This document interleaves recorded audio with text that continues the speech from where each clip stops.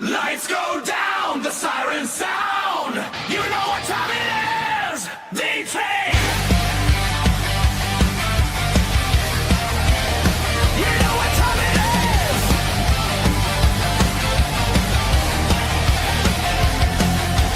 Steel in our veins and fire in our eyes. When chaos rises, we're the last line. Step in the ring, step into the fight. We keep the order on a Friday night. When the crowd gets loud and the tension's high, you know the Guardians have arrived. We are the silent security detail. Stand your ground or you will fail. When the storm begins to rise, we bring the thunder to the fight. No fear, no backing down. We're on this battlefield of SmackDown. When the warning lights reveal your face again. Security detail. Security detail.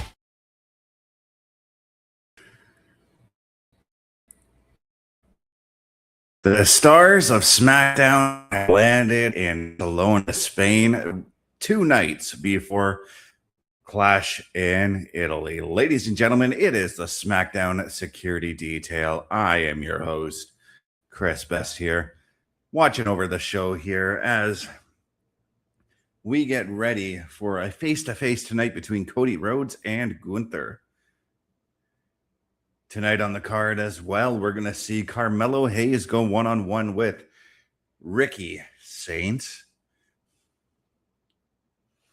I got to tell you, though, I'm looking forward to this Ricky Saints matchup for sure.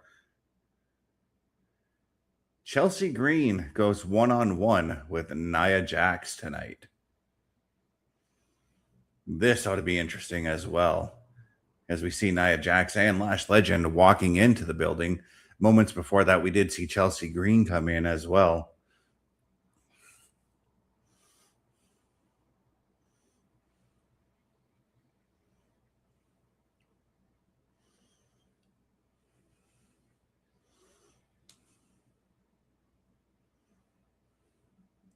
And the crowd is on fire for this show tonight, guys. I cannot wait to get this show on the go here.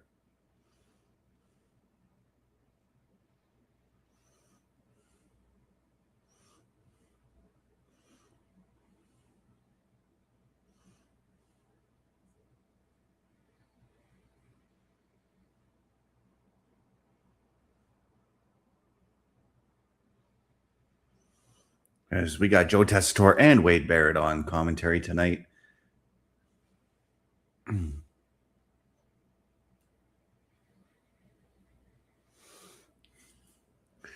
of course, our Spanish commentators, Alvaro Carrera and Miguel Perez.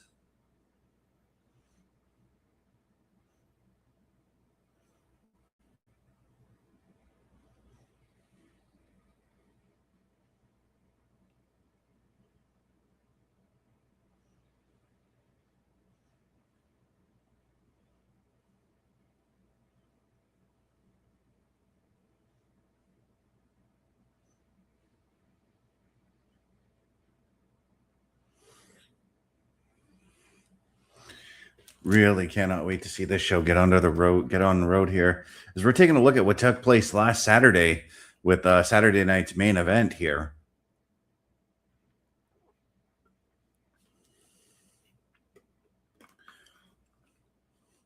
With the Women's Tag Team Championship here with Paige and Brie Bella successfully defending their titles against the Irresistible Forces. One has to wonder, what will the Irresistible Forces do as they try to claw their way back to the tag team titles? We also saw 6-woman tag action as Charlotte, Alexa, and Rhea took on the trio of Jade Cargill, Michin, and B-Fab. And now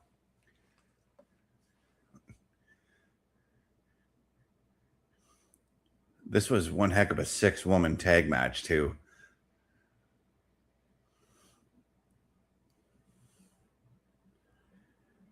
And we saw, oh, geez, every time I see that pump kick from Jade as she stole the win, or I shouldn't say stole, but got the victory over Rhea Ripley. But that pump kick that she delivered, man, she literally, like, it looked like she took the head off of Rhea Ripley. But the lights are out, and here comes Jade Cargill right now. This is going to be interesting. Jade Cargill coming out with her entourage in Ian Meechin and B-Fab right now.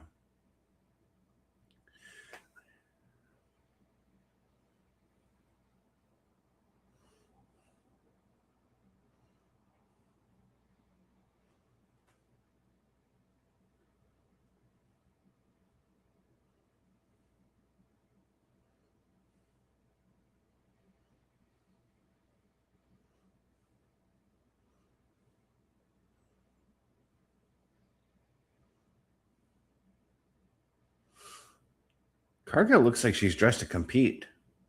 And we know she's going to be competing this Sunday afternoon when she goes up against Rhea Ripley for the Women's Championship. But she looks like she's dressed to compete tonight.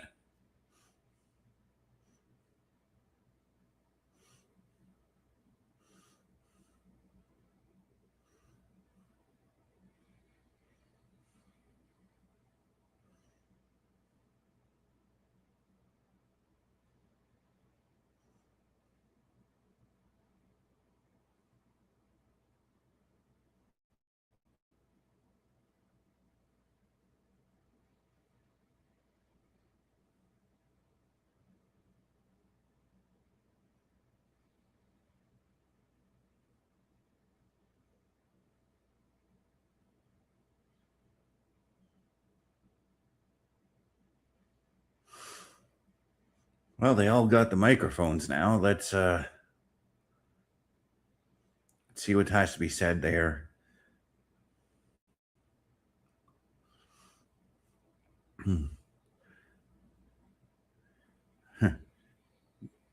Beef or Jade Cargill just soaking it in, just telling Barcelona to soak it in right now.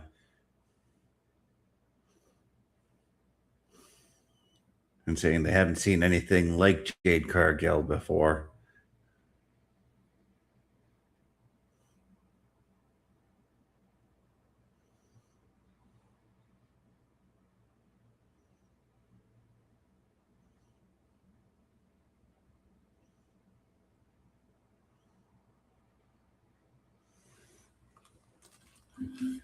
She is saying she's one of one.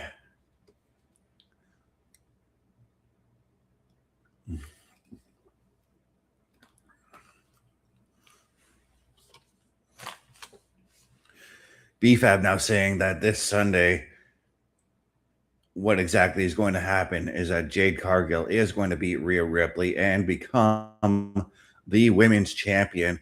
And that they are saying she is the most dominant woman in the wrestling industry and that the future is now with her.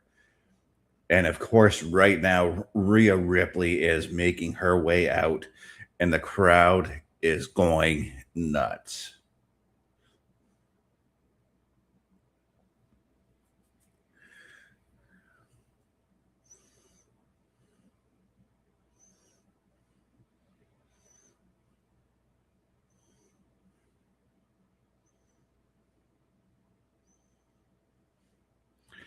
Rhea proudly showing that title.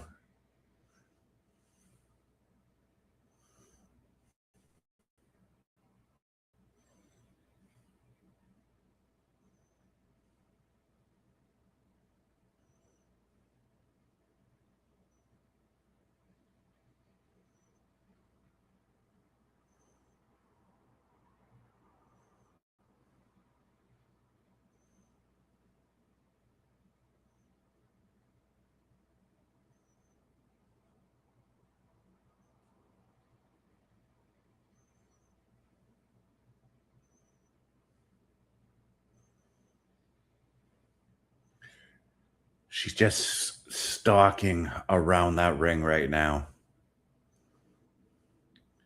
Jade is holding her ground though with her her entourage.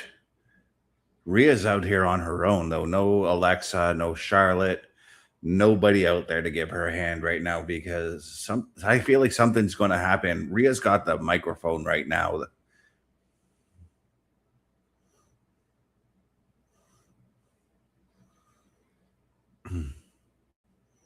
Rhea's totally just playing it cool.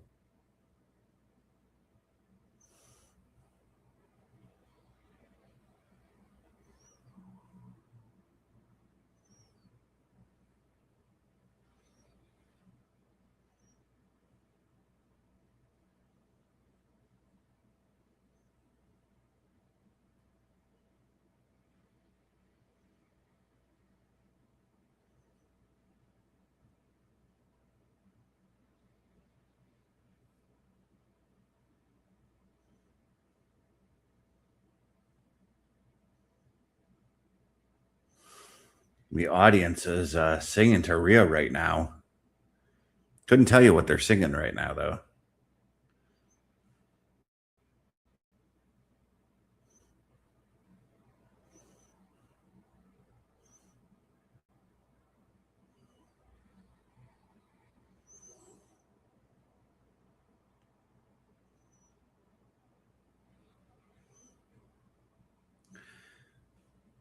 Rhea talking about how Jade's been throwing about the word dominance, but also saying that 90% of her success wasn't just because of her, but because of the people she had surrounded herself with.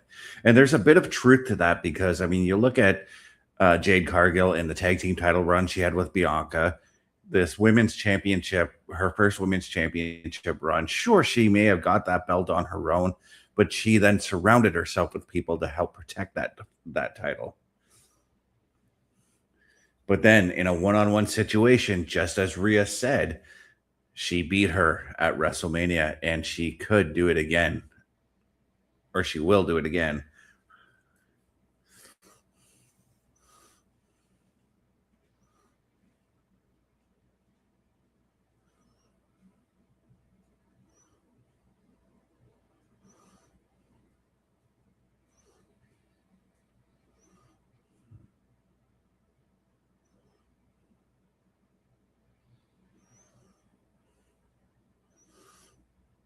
And that she also said Jade will be looking up at her true champion. Now, Jade responded with, "Do you see how stupid you sound? You really think?" And she thinks that or does Rhea really think that the women's division revolves around her?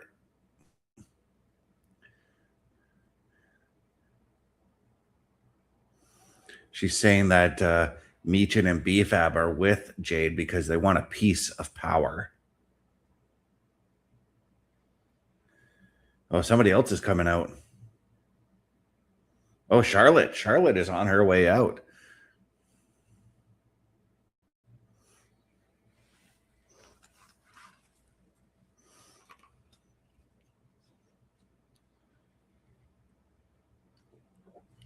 That would mean Alexa's not too far behind.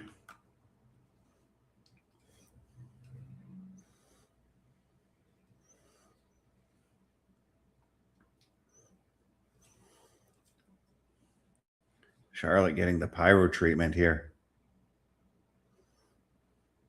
And there she is, Little Miss Bliss, on her way to the ring.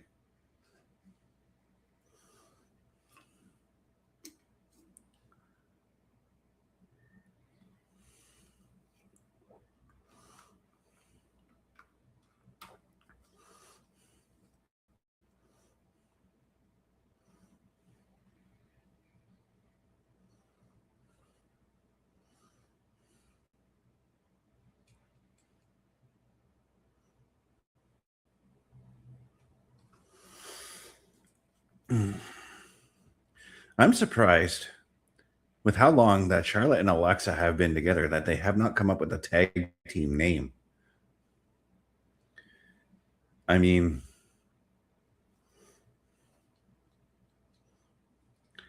of course, Charlotte's saying you hear that, or she it looked like she's wooing, of course. saying that Jade's out here talking like she's a Hall of Famer or something, and she's only been here for, well, according to her, 5 minutes, according to Charlotte. But Charlotte does have respect for how far she's become. Now we got BFAB coming in and saying, you got some nerve talking to the future WWE champion like that.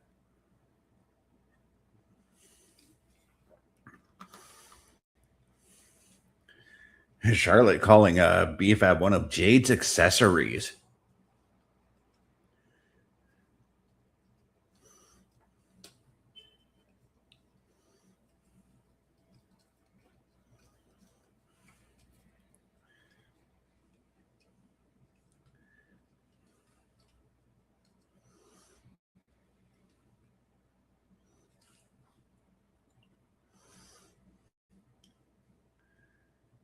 And Alexa Bliss comparing resumes, saying that all three of them, compared to all three of them, Jade's resume is still that of a rookie's.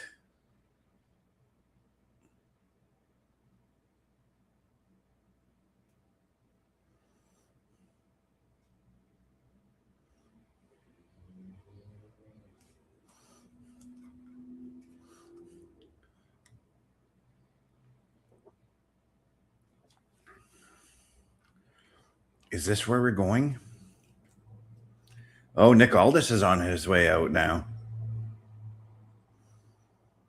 And Alexa Bliss is she's dressed to compete too. And Alexa and Nick Aldis, what do you say, Nick?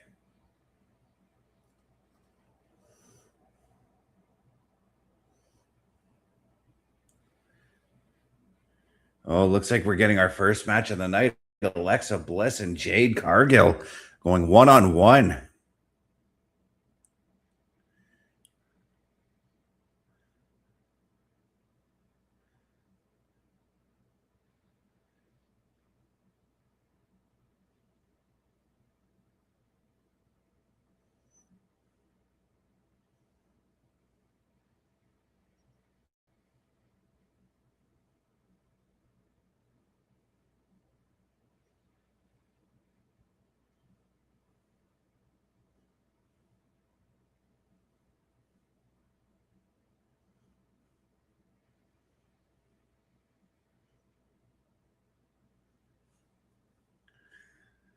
And here we go. The bell sounds. We are underway.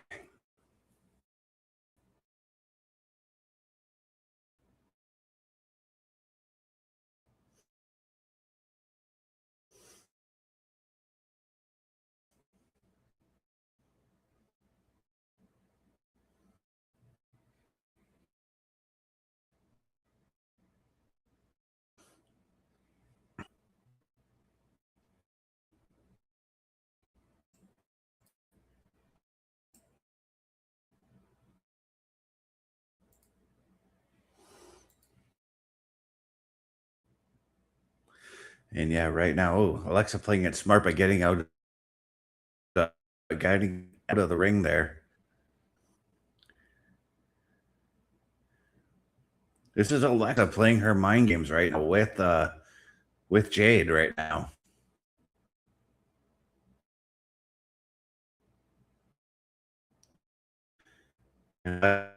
Just Jade.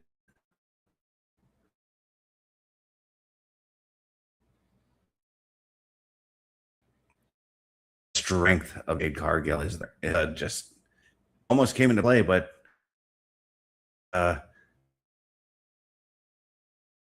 outsmarting her.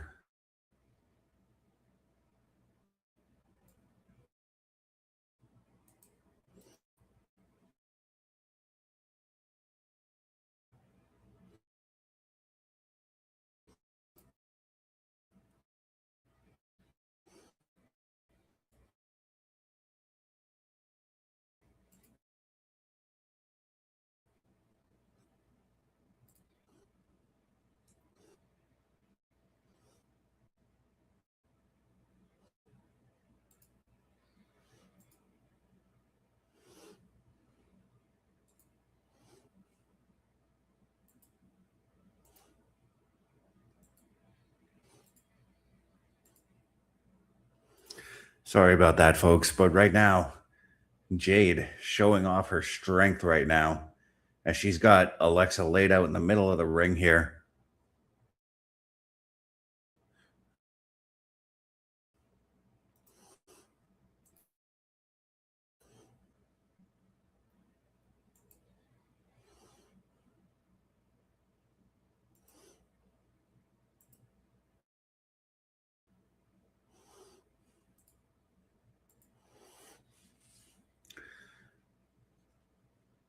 Oh, look at the strength of Alexa. Geez. Jade Cargill just power bombed Alexa Bliss across the barricade here, or the barrier. But now we are back inside the ring as Alexa Bliss just ate a back elbow, and Jade is just flashing off that strength here.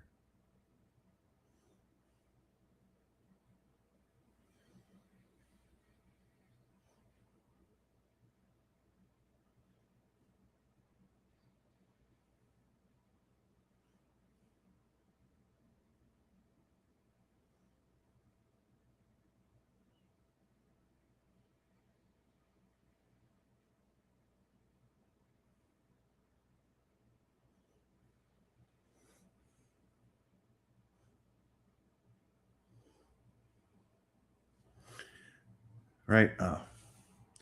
Now Alexa here. Oh, geez. Okay. Okay. Alexa got out of the way there. Jade was looking to drill her knee into Alexa Bliss, who was laid up beside the steel stairs at ringside. But now Jade having some trouble getting in there, and Charlotte just egging Alexa on to try and get up. Excuse me. Jade had a little bit of a limp going into the ring there. And now Alexa just striking Jade every which way she can.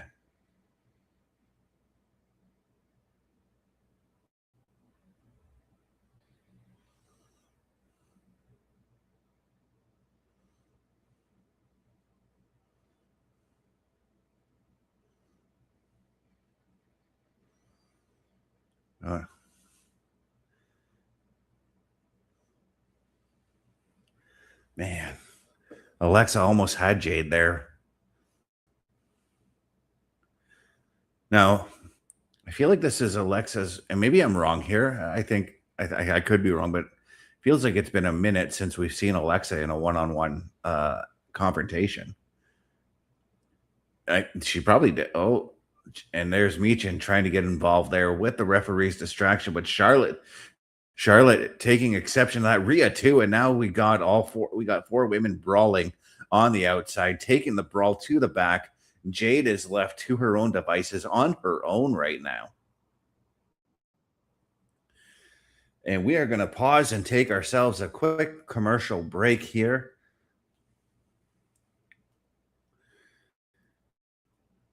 So just take a look here. Turnbuckle Studios and the Turnbuckle Affiliation Program bring you the week of streams. All times are in Eastern Time. Monday night, we are on call as the Raw Patrol is on duty at 8 p.m. Tuesday brings you the flagship show, Turnbuckle Talk, at 8:05 p.m. Wednesday, we play games with the PlayStation Showcase at 8 p.m. Thursdays, let us power your dreams with the Xbox Showcase at 9 p.m. Friday, we invite you to come for a ride with the SmackDown SecuiryDetail at 8 p.m. The weekend brings you Saturday Night Gaming at 8 p.m. On Sunday, be sure to catch the Chris Parrish podcast at 12:15 p.m. And later in the day, the Locker Room presents Wrestling Recap delivers at 7 p.m. Always be aware that weekend shows can vary in times, as the PLE Patrol and other watch party streams are always a must-see. Be part of the shows and join the chat every day, and watch all of the latest episodes on turnbucklestudios.org/shows. And please do not forget to drop a like, follow, and to subscribe to all of our channels, and when the time is right, all you have to do is tap in. And ladies and gentlemen, turnbucklestudios.org is your home for the Turnbuckle Affiliation Program. And there you have it, our weekly calendar of events. There is something here for each and every one of you every night of the week, and we want you to meet the team behind all of those shows. Mr. Best, myself, Bubba Duke, Chris Parrish, Logan Thompson, and Carl Carafel. Click on our individual links under the host section to get our socials and watch our latest weekly live episodic broadcasts. All of that and more at turnbucklestudios.org. Are you right up to where I am right now? I'm actually 10 seconds ahead. All right, so 10, 8. Oh. Okay, I'm there. Go ahead. As Alexa's about to hit that the Twisted Bliss here.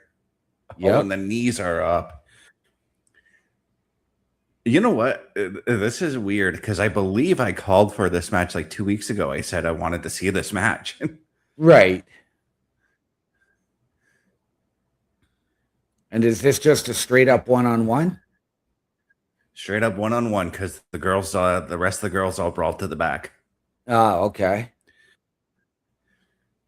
But Jade picks up the win here.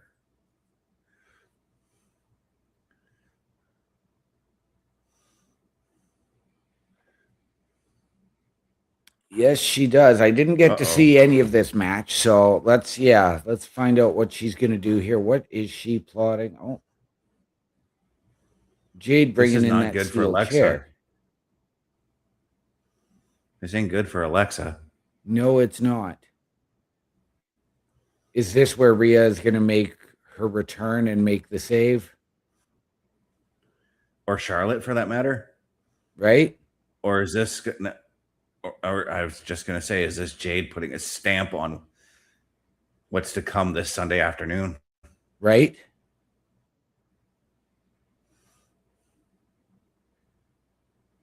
And Jade with blonde hair tonight instead of that silver that she is traditionally known for. And here, well,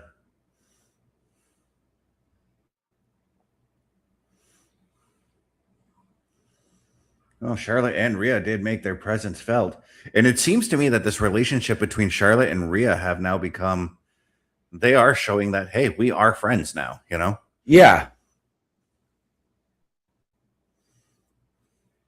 Yeah. But, I mean, as we noticed them run, and they were running in unison, but they did not appear to be, like, hauling down there. They were sort of a jog as opposed to that sprint. Well, they just got finished trading fisticuffs with BFAB and Meechin too, so I'd have to assume they're a little sore on that. Right.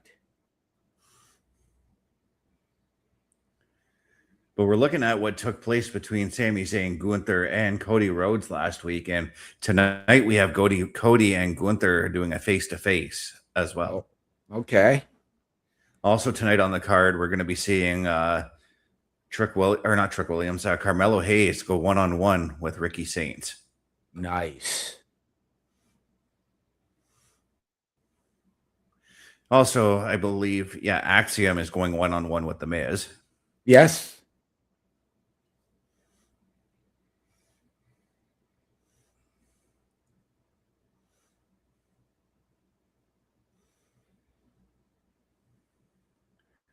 As we got Cody in the back now talking with Kathy Kelly.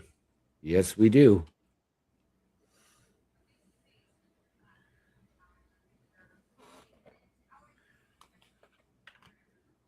Oh, this got interesting fast.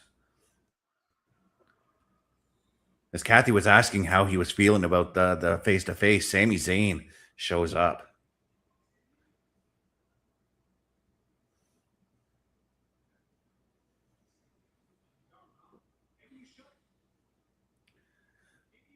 I have a theory about this situation right now. I think Sami's going to be Cody's or Gunther's next contender. Next or first, I should say.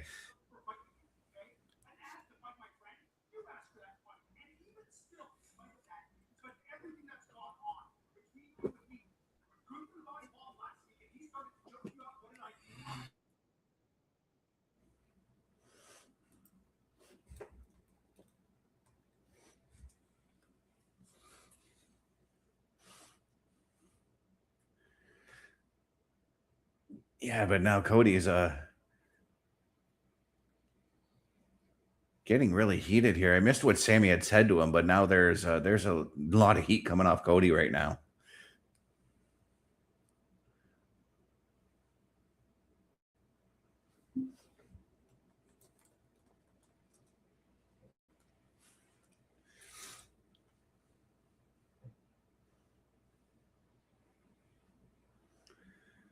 And okay, so Cody's obviously gotten heated all over what with Sammy not helping Cody with what Gunther did to him. Sammy saying he wanted to help.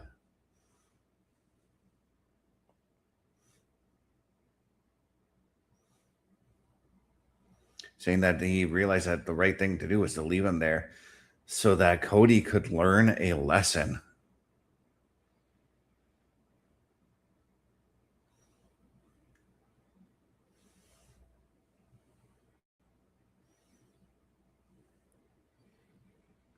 And Cody saying hopefully he can teach him a lesson too. Dang. Right? And Sammy's going to smack the water bottles? No. What is Danhausen doing? I don't know. He's doing Danhausen things.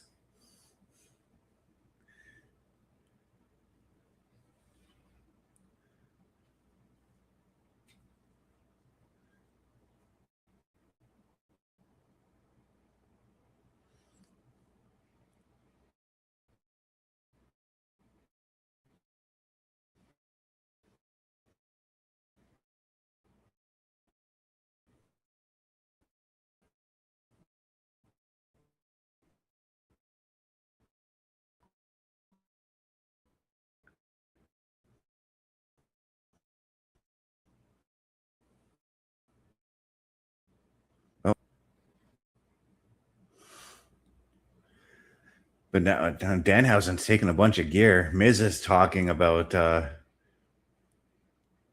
not sure what Miz is talking about. I'm very distracted by what Danhausen's doing. Miz has said postpone the match tonight against Axiom because Kit Wilson is not here and he needs to learn from me. Okay, but Kit Wilson, if he's not there, he can learn by watching the show on Netflix like we are right now. Right? Or on the USA Network, or just go to the WWE Vault and I'm not saying WWE Vault on YouTube, but the actual Vault and get like footage, or ask Miz for the tape. Right? I just cleared a lot of answers right there for the Miz.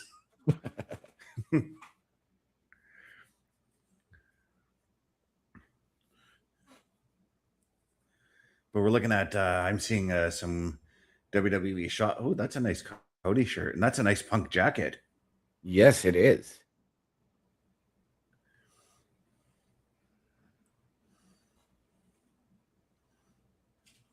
Oh, what are those? I may have to. Those look interesting. They look like vinyl figures of the WWE. Right?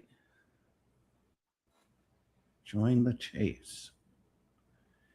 I can see a Jey Uso, a Rhea Ripley, and we got Cody, Logan Paul, Logan Paul, and Roman. Okay, and they're all wearing like crown like things, right, to represent their hair. I may have to go back and do the QR code that was there, right? Because I think that could be something that two other members of our family, one Carl Carafel and Logan Thompson, could be interested in taking a look at. Absolutely. And notice the Miz coming out, just taping up. He doesn't have his jacket. He didn't do his usual entrance. Well, because Nick Aldis surprised him and said, "Your match is next." So he didn't have time to go and get his gear on or anything like that. He wasn't prepared.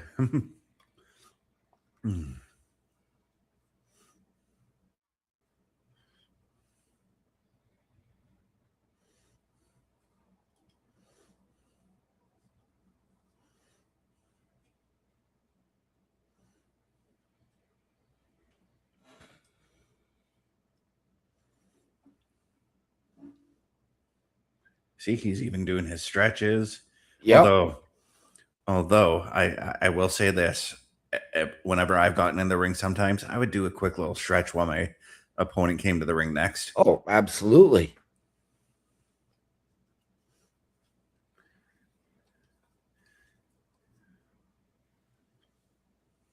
And Axiom appearing in front of his home country here, Yeah. being accompanied to the ring by his tag team partner, Nathan Frazier.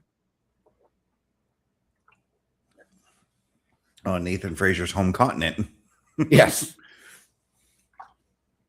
Well, technically, it'd be both their home continent.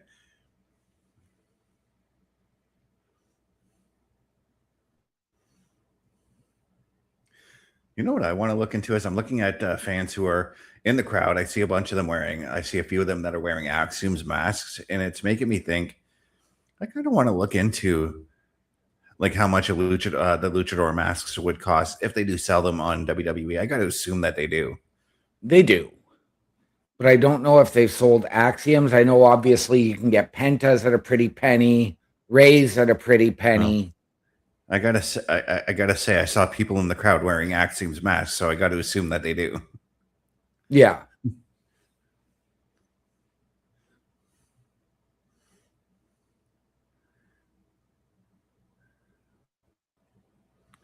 I've got to ask, Well, go ahead. Was the Miz saying Kit Wilson's not there? Was that a ploy to maybe get everybody off their game, saying, okay, he's not here, and then Kit's going to come in from out of nowhere, costing Axiom the match? See, that's what I'm thinking could happen, because it's typical that this has happened in tag team matches. I'm going to use an example that I actually saw live. Okay, in October of 2005, I went to a house show in London, Ontario. Yep. One of the main matches was a tag team championship match where Eminem was going to be defending the tag team titles challenging for the tag team titles against Heidenreich and Road Warrior Animal, the Road Warriors at the time. Yep. Now, the story that they played was that Road Warrior Animal missed his flight and couldn't make the show, so it became a handicap match. Heidenreich taking on Eminem. Okay. And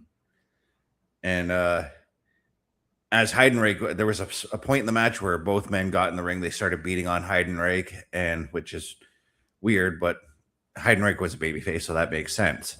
Yeah. And then Animal just came bolting down to the ring, and the crowd exploded for Animal. Oh, I can imagine. Yeah. And beat him up, and of course, Doomsday Device, match was over. They retained. Yeah.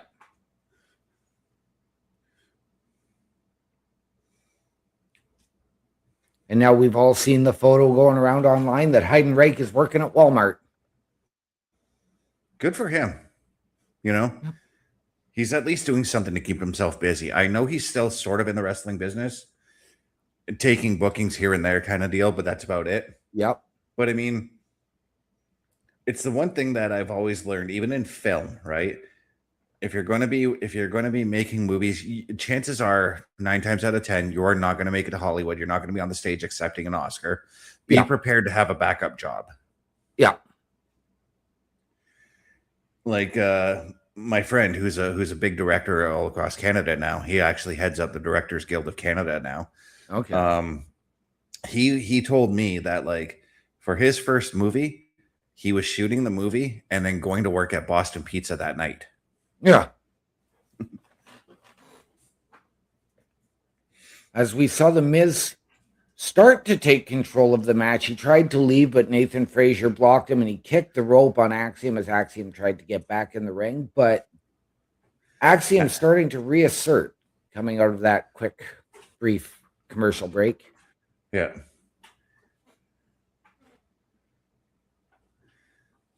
Axiom looking to go upstairs for a little bit here. That's one of his favorite spots to go. Yep.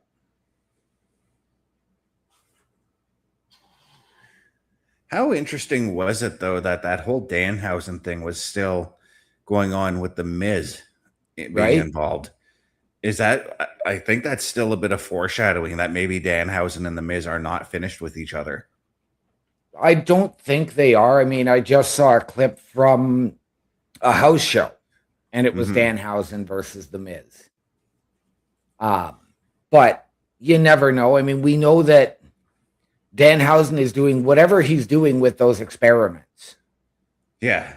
Whether he is reincarnating somebody or what that situation may be. Well, I mean, the rumor right now is that a certain Baron is on his way. Yes.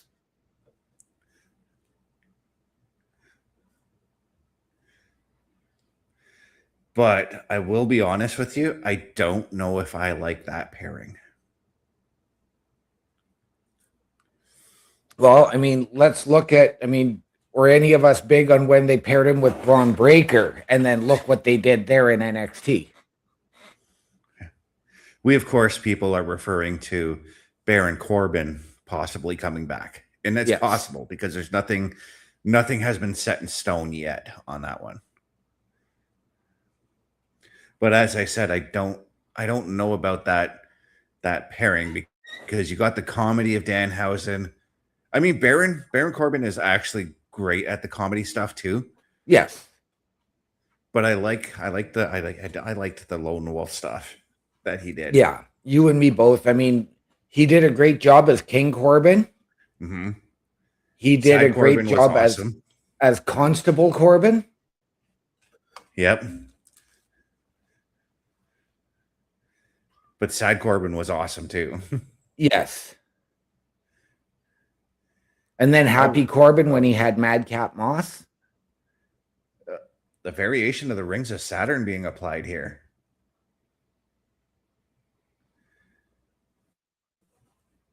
Miz is trying to fight so hard to... Oh, crossface now.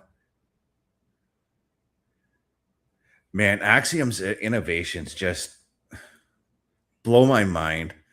I cannot... This is the one thing I think about with him. I cannot wait to see Axiom go down to AAA for a couple of months and work some of the guys down there. I know that's going to happen. Yeah. But what a slingshot powerbomb there from The Miz on Axiom. The powerbomb seems to be the innovative move of tonight because you will see it there, but there's a spot where Jade throws a pretty mean powerbomb. You'll see it later. Okay. And there go the lights.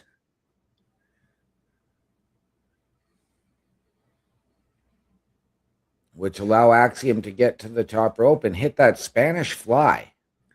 Oh, that actually was the lights. I thought it was a fade out for a second. But yeah, that was definitely Danhausen's experiment. Yep. I think that's what's going to further this feud now, as Axiom has picked up the win here. I think Miz is going to blame the experiment on this loss.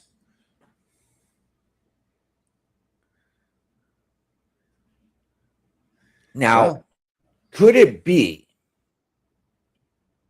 regardless of whoever Danhausen is bringing in, could it be that Miz recruits them to come in and then all of a sudden or Miz has recruited somebody else and that's where a guy like Baron Corbin comes in for Danhausen? I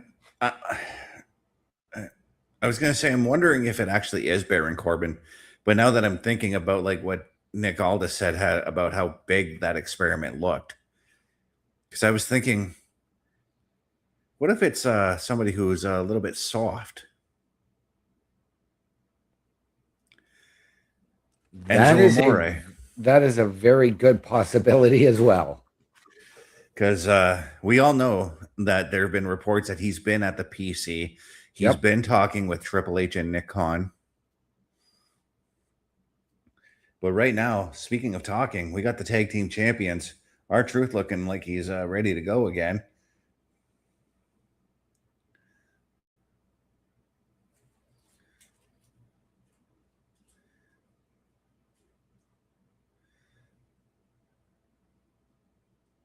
So Truth saying he's got a match made and it's going to be Priest teaming with Royce Keys.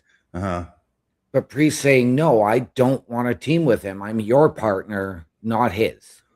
And Priest is saying, how do I know I can trust you? Two keys. And I think this is all because of obviously the stuff that Solo Sikoa has been trying to do with Royce Keys, trying to recruit him to join the MFT.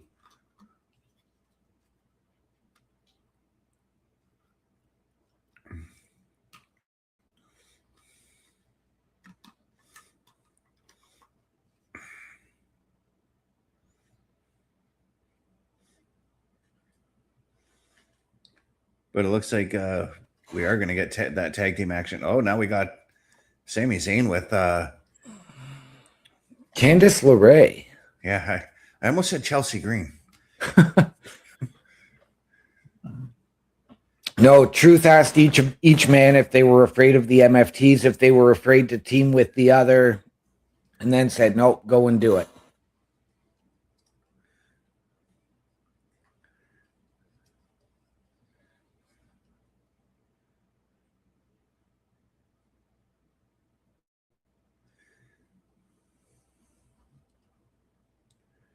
Oh, Cardona just interrupting Sami Zayn, trying to get some advice from Gargano or Johnny Gargano, or talking to Gargano like Gargano is a psychologist.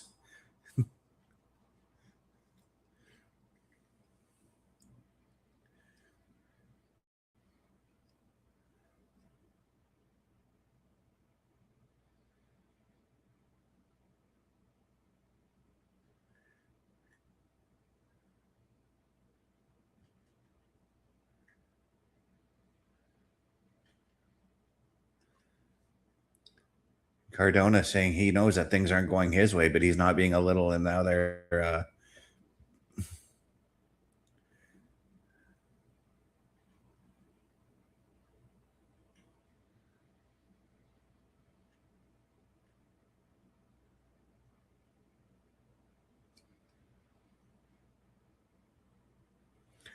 Ooh, this is a match I really wanted to see.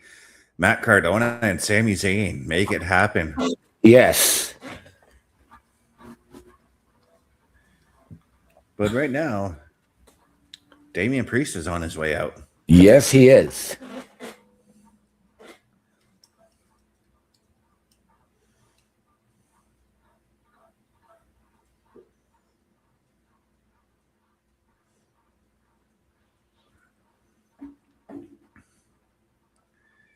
And I believe they said that it's going to be him and Royce Keys taking on the MFTs, but which members of the MFT? That's right. The big question right now. I've got to believe that it's going to be, after last week, it's going to be Solo and Tama Tonga. Yeah.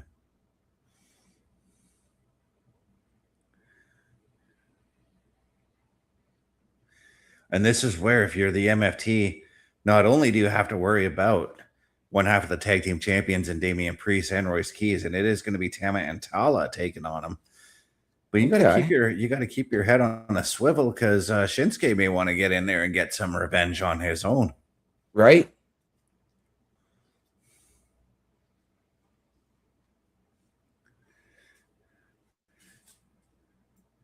But I do find this partnership very interesting with Priest and Royce Keys, both men coming from the streets of their respective coasts.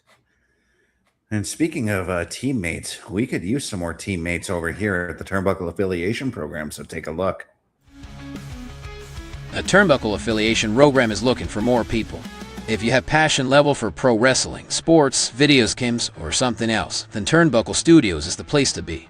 If you have ever wanted to pursue content creation and want to join our team, then we would love to have you. Check out turnbucklestudios.org or contact us by email today, because your future is now, and we want you to tap in.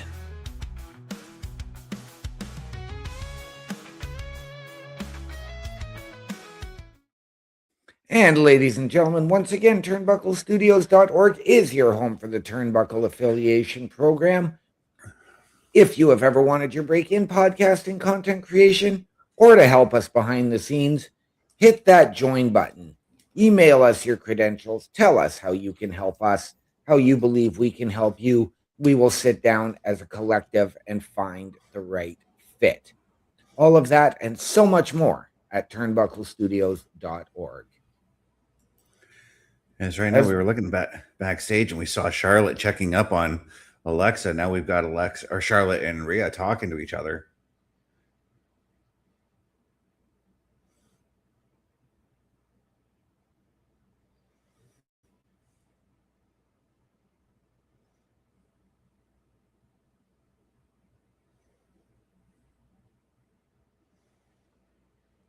Rhea saying, "Don't worry, I'm going to handle Jade at Clash in Italy." Charlotte then responding, "If you don't, I will." And dragging in a term that we don't hear very often in this business, saying she's got a receipt coming.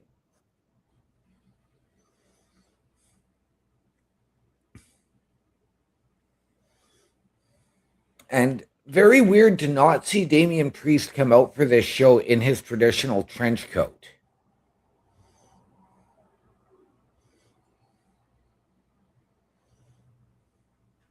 But now we get the arrival of the Andre the Giant Memorial Battle Royal winner, Royce Keys. As our good friend Mr. Bobby Petito makes his way into the chat. Bobby, great to see you again, as always. We love having you here. It is always a pleasure when you join us. Good evening to you, sir. Hope your Friday has gone very, very well.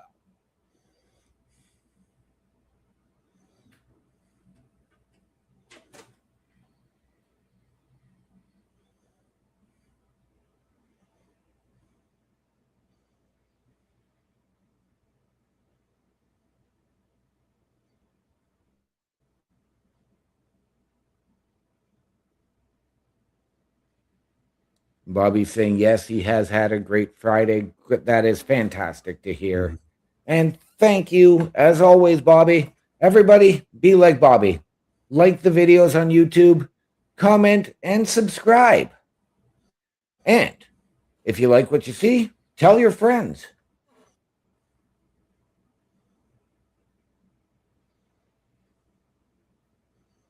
As the MFTs are standing there, noticeable by his absence, though, unless he's coming in from behind, is Solo Sikoa. He's there.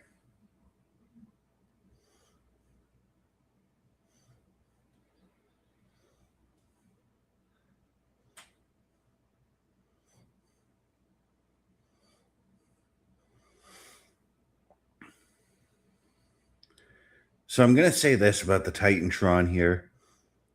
If all three of them are coming out, we don't need Solo Sikoa's name on the Titantron. Just put MFT. Yep.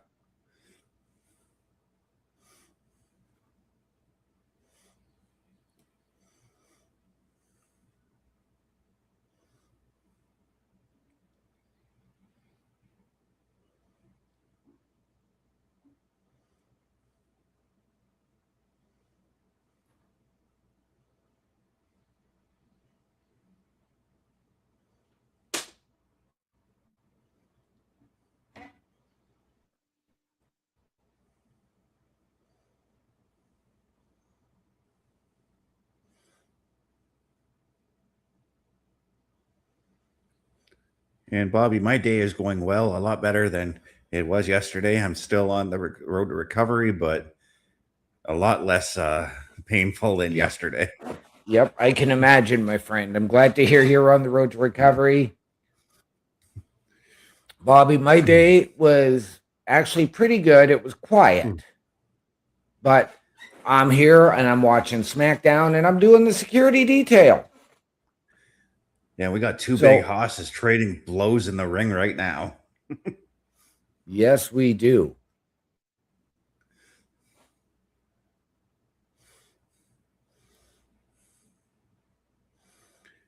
And geez, Tala teeing off with those headbutts again.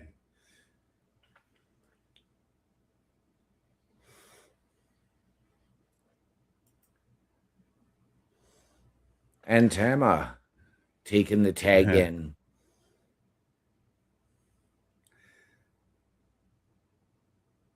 I think, Royce Keys with the blind tag.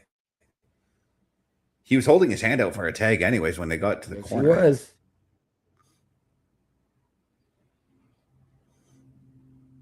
Bobby, we all enjoy watching Royce Keys here on SmackDown. As Royce Keys, yes, as you mentioned, with the blind tag, little bit of distrust there from Damian Priest, but Keys using his power to really take control here over Tama Tonga, and what a gut buster that was.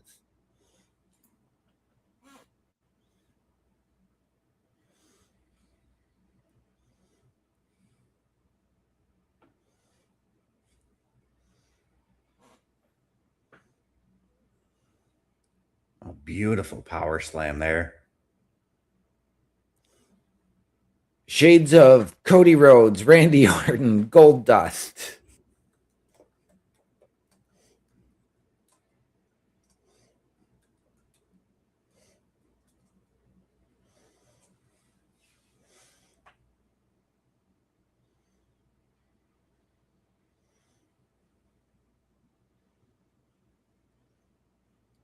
And both men now, Priest and Keys, teeing off on Talatonga and dumping him over the top rope.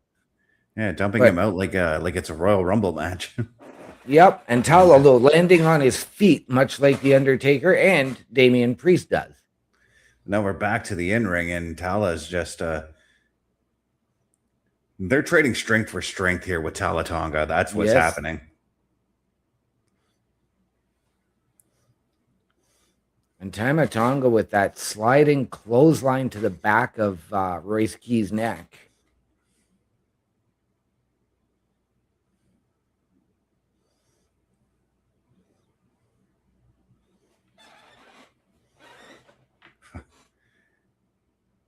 Sky high spine or sit out spine buster there. Yes. Where's D'Lo Brown when we need him? On the wall behind me.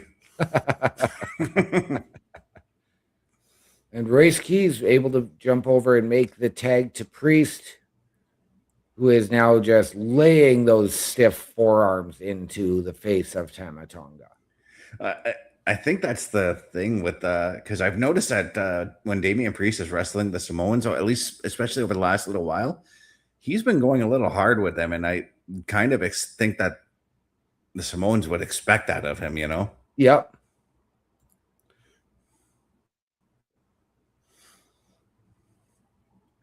Bobby, that's my last name. Don't wear it out. That's right.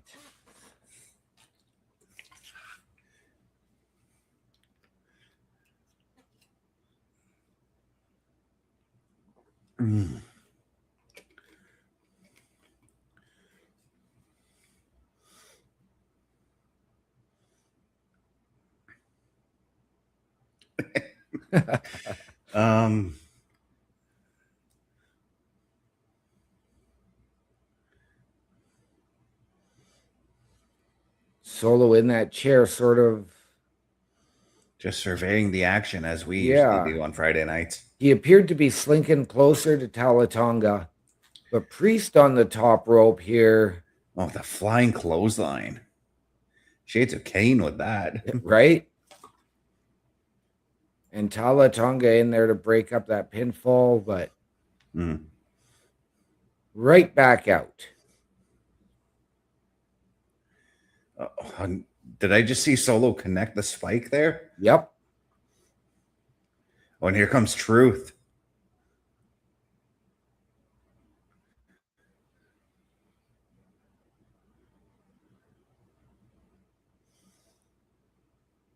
And Truth just laying it in on Solo Sikoa right now. Yes. Oh. Solo going right back to that arm and that shoulder.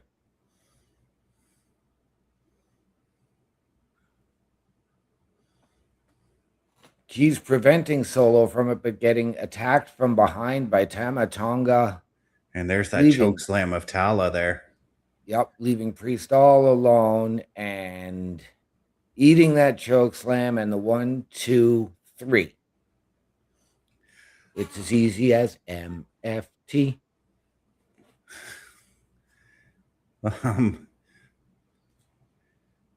I gotta wonder if Damien even saw R-Truth come out. I mean, he had to have heard the music, but Yeah. Well, I think he was looking at the action and what was going on over there, being distracted by the MFTs, R-Truth and Royce Keys going after them, as opposed to being available for that tag. and right now we got the Miz here saying he's going to sue Nick Aldis, saying his life is in danger, his workplace is a hazard. He was blown up by pyro, put him out there when he wasn't even dressed to compete yet. Lights were flickering during the match. And for once, Nick Aldis agrees with him on everything.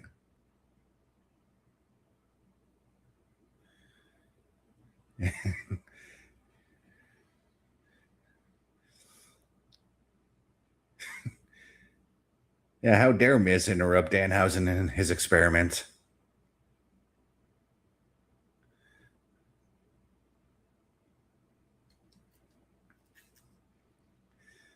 But up next, we're going to be taking a look at what happened between Roman Reigns and Solo Sikoa. But first That's up, Jacob Fatu, not Solo Sikoa. Whatever. Jacob Fatu. But right now we have a commercial break. The Turnbuckle Studios store is open for you 24 hours a day, 7 days a week. Get the merch and represent the best from the shows you watch on a weekly basis. Multiple styles to choose from with over 10 products available. Don't get left out and pick up all your favorites today. Find us at turnbucklestudios.org. And ladies and gentlemen, once again, turnbucklestudios.org is your home for the Turnbuckle Affiliation Program. And we want you to head over to our shop powered by redbubble.com so it is 100% safe and secure. Support your favorite shows and your favorite podcasters. Wear what we wear. All of the proceeds come back into our studios to bring you a better experience. And with whatever you buy, take a photo of it, send it to us, tag us, and we will give you a shout out live on the air. All of that and more at turnbucklestudios.org. And Mr. Best, you said we had two big hosses in the ring. Well, let's welcome to the show the big hoss, Mr. Chris Parrish. How are we doing, brother? I don't like to tell people about the size of my hoss, but hello.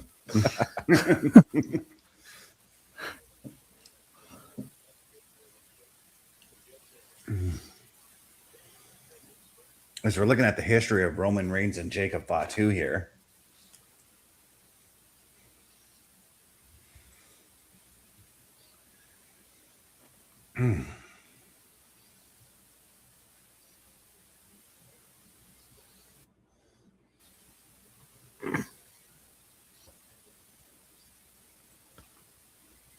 what have you guys got Hello, predicted Bobby. for this matchup?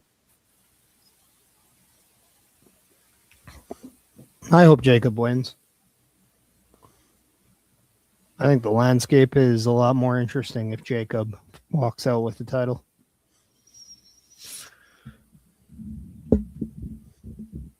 What do you guys think?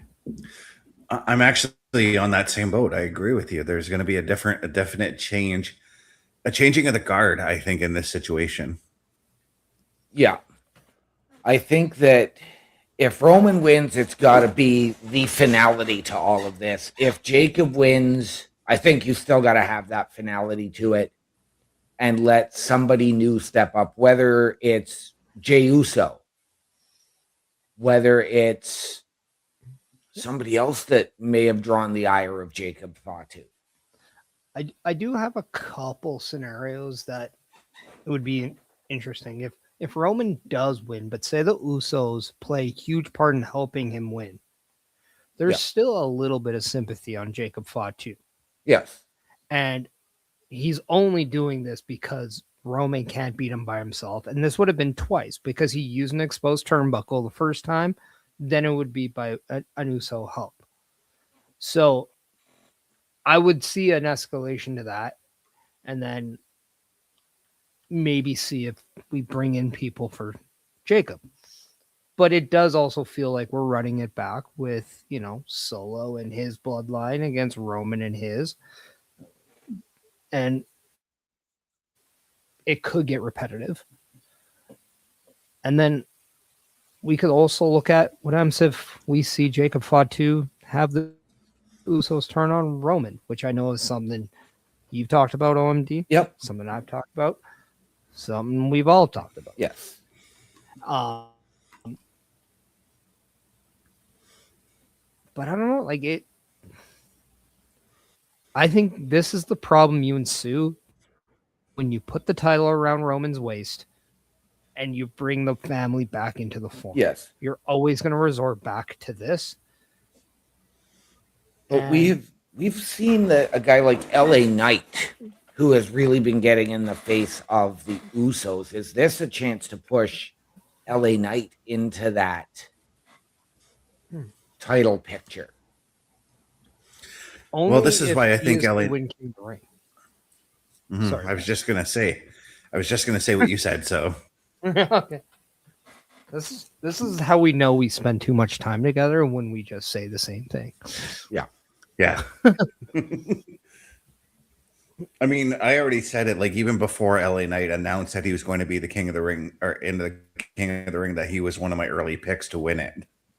Would this be a situation at Clash in Italy to have a guy like Drew McIntyre return on the Raw roster to assist Jacob so that then he's first in line? That would be a little weird, just based on what we do know. I understand where you're going with, because I don't always hate the whole, you go to war with someone, you tend to respect that person. So Yeah. I'm picking up what you're putting down. But I think if you take Drew away from SmackDown, there is a hole there, and I think what you're doing to Raw is you're pushing more people down who should be pushing up.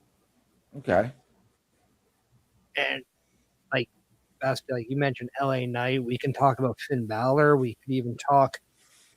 I would even throw Dom Mysterio in there. That mix. Yeah. What would you do if Bronson Reed comes back? Right. So it gets convoluted. Yes. It's a good problem to have, though. Yeah. But I think what you're saying really exemplifies what the real issue is. When Drew McIntyre comes back, what do you do with him? Because it seems like any scenario you put him with is almost a calling it back. Well, the other situation I would have for a guy like Drew is the Vision is down a man with Logan Paul out. And the Vision have not been whole in a year. Would Drew McIntyre be that guy to come in and really become the leader and the face of the Vision? Well, you do have Bronson Reed coming back soon. Yeah. And the Vision is more about building the future of wrestling, and Drew's not really the future of wrestling. And I would even argue that I think Braun Breaker is the performance leader already. Yeah. If I was to put somebody who's like the next kind of, I mean, I really like adding Dom to the Vision. If we forgot back when Logan Paul joined, Dom was Intercontinental Champion, and in his promo he said, "We've already gotten the Intercontinental title." Almost implying that there is something between him and Dom. Yeah. But also, could this be what you do with Grayson Waller? Knowing there's history with Austin Theory, Right. we didn't get a real conclusion to why they're no longer teaming. Right. It could be one of those where Heyman suggests it, and if Austin Theory I would say make a match between the two. If Grayson Waller wins, he's in and he's the other tag champion. If he loses, he's out and Theory can pick Right. whoever he wants. Right. Well, because we know that Theory had, or Paul Heyman stated that Braun Breaker would defend those tag titles with him. So you could go, like we've said, to that Freebird rule. And we saw it with the New Day, where Kofi or Big E and Xavier did defend the tag titles when Kofi won the world title, and vice versa when Big E won the world title. So would this be a situation of you can have Drew McIntyre become that true ring general for them? Yeah, I just don't know if Drew is the guy I pick. If anything, I would look at D'Angelo being a better option, Oba being a better option. I would even look at really anybody who you just called up. In fact, I think the number one priority for the Vision isn't to bring in another male competitor. I think they need to establish its leading female. Yeah. And that's where I would love to see Jordan Grace, even though I do think Maxine Dupree is going to be that individual. Mm-hmm. And that's honestly not a bad move for Maxine Dupree to be under the learning umbrella of Paul Heyman. Not at all. No, but I have a feeling you're going to do more of a main squeeze angle with Austin Theory. It's more of a couple things. It's more like a lower version of Stephanie and Triple H, Right. or even X-Pac and Tori kind of a thing. Mm-hmm. Yeah. Could, again, though, this be a swerve and they're really leaning into Maxine, all for Jordan Grace to be the one to take her out from behind, and then they're just like, we're done. Yeah. I mean, I don't know. But we do have Sami Zayn. What I do know now is that Sami Zayn is waiting in the ring right now. Okay, I am a few seconds ahead of you guys, so we obviously know he's facing Matt Cardona. Yes. Yes. That match was made in the locker room. Yes, I know. I did. I was aware I wasn't going to catch a good chunk of this live on the stream, so I did watch about an hour of it at my lunch break live, so I am caught up. Yeah. So now I will say this about that backstage promo. The one thing I did like about it was Matt Cardona pointing out just how he has not had the run he's wanted since coming in 5 months ago. Yeah. Well, he's also reinforced things that he's posted online, which, I mean, is actually funny because his best friend, Brad Myers, latest guest on Chris Van Vliet as of yesterday, he has stated that Matt Cardona has done things on the independent scene that nobody has ever done before. But one of his big things is he always tells people when there's ever future endeavors, releases, firings, contracts not re-upped, he always gives people 3 options. Yeah. And he's an example of somebody that always knows that there's something else you can do. And I'm at that point now with him where I don't understand why he's not heavily featured, because dear God, he looks the part. Right. He has the mic skills. He has the charisma. The guy can work. Like, he is probably the most unappreciated in-ring performer by the global masses, because anybody on the independent scene knows how damn good he is. Yep. And what I love is, like, this is a great way to really make Sami Zayn more of a dick. Yep. And you're giving Matt Cardona a rub. He doesn't even have to win this match. But now he's in this program, or at least he can make a program now with Sami that gives a little relevance to the both of them. in a new Right. role.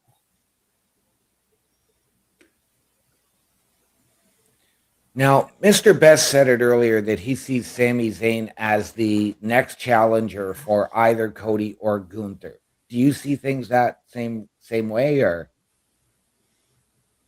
I wouldn't mind a Cody Rhodes Sami Zayn feud as long as it's not for the title.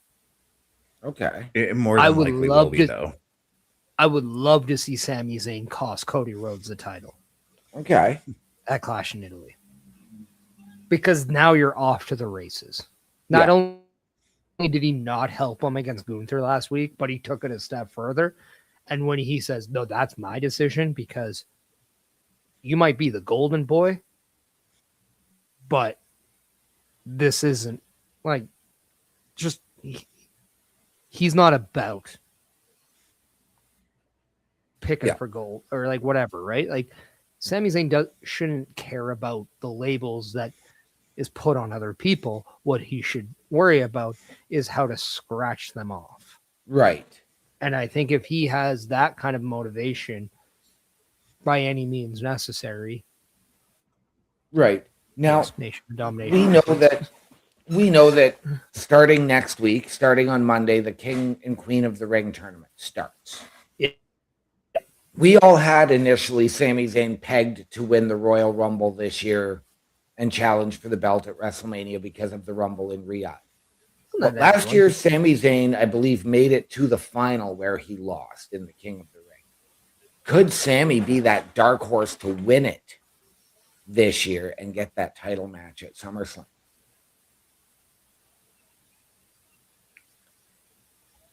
It was Cody who won. I believe King so. Yeah. last year. Yes. And did he not defeat Randy Orton? Though? He did, yes. So it was the semifinals that Sami made it. No, I'm just making sure I got it right because I'll be the first one to say I forget just about everything of last year's King and Queen of the Ring because it just wasn't good. Right.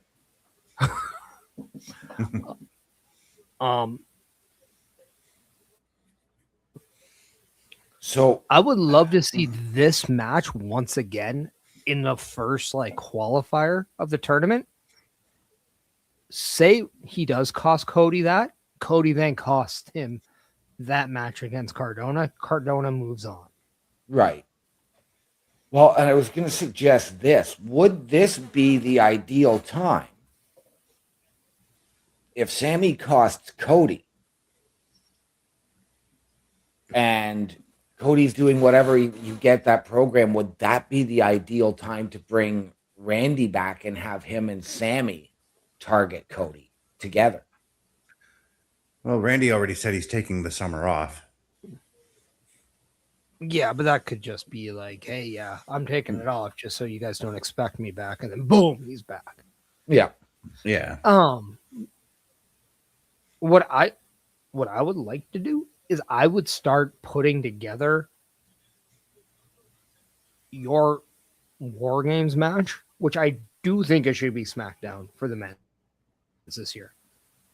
Okay. And not across of both brands. That's just silly and weird. And Right. like, stop intertwining the women's tag title and the women's one because that's dumb.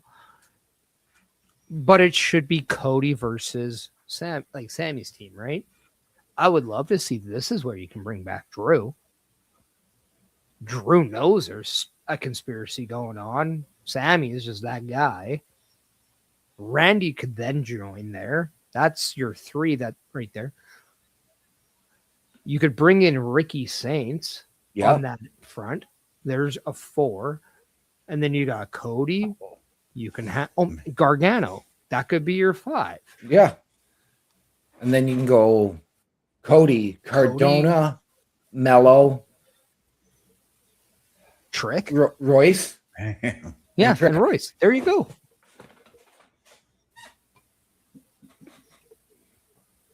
And Sammy you know what? almost beat This Matt is with how that you power can then bomb. have Cardona and somebody, or even Saints and Trick, and like you can do something with the U.S. title after. Yep. With this, Sammy's looking for the haluva kick right now. And the Rough Rider. Okay, I'm like literally 3 seconds out of you, so let's just. And Sammy getting Now his foot on the ropes.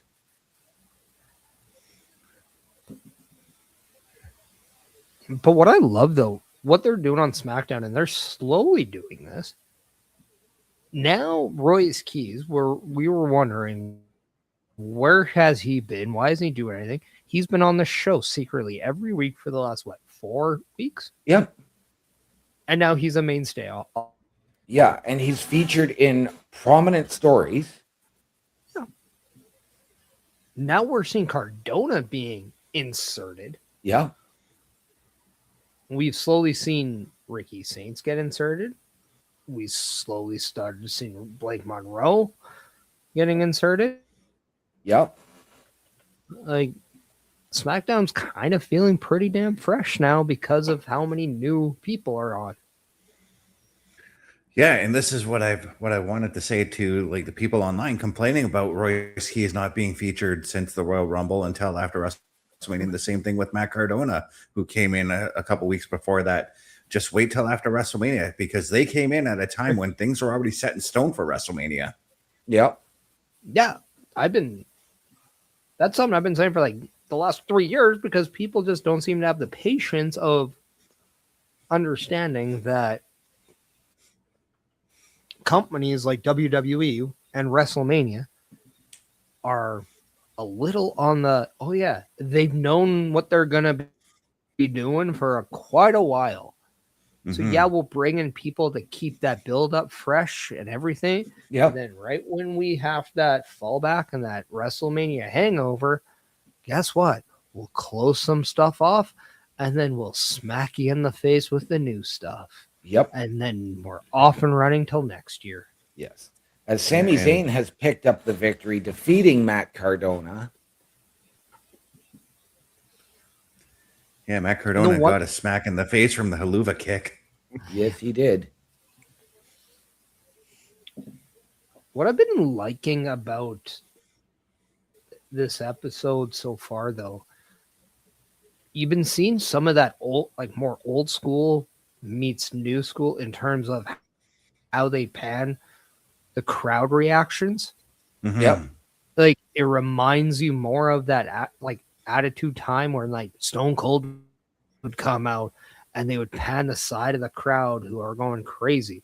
We saw that earlier. Yep. We're seeing the mass fans and we're seeing that. We're seeing those reactions that just give a different feel to the show. And maybe that's because where they are, bigger stadium, so they kind of have more to play with. But yeah, it really adds to the aura of the show. Yes, as we are getting our preview for King and Queen of the Ring. It's a historical look at the King and Queen of the Ring. And they went way back with this one, showing like Harley Race when he had the King of the Ring. They show this every year. Yeah, but they don't go as far back as the 80s. Oh, yes, they do. Oh no, they don't. They got to do something about those crowns, though, man. They look bad. They do. I swear I saw those at the dollar store today. I'm pretty sure you can get those on Temu. I think they might have gone Or to Dollar AliExpress. Or they might have gone to Dollar General in the States to get those crowns. I mean, they just lack like character, though. Remember back in like the 90s when every year when they'd have the King of the Ring, they'd have a different crown each year? Yeah. Yep. Can we go back to that maybe? I didn't like the different crowns, but I just like the crowns. Like, go back to like a Macho King crown or something like that. Like, just simple it. You don't need it to be like all blingy and shiny and all dolled up just because people like Saudi wants to put like $200 billion into it. I know I'm being sarcastic and oversaying it, but it's dumb. Just because there's a lot of money to it doesn't mean it's always nice.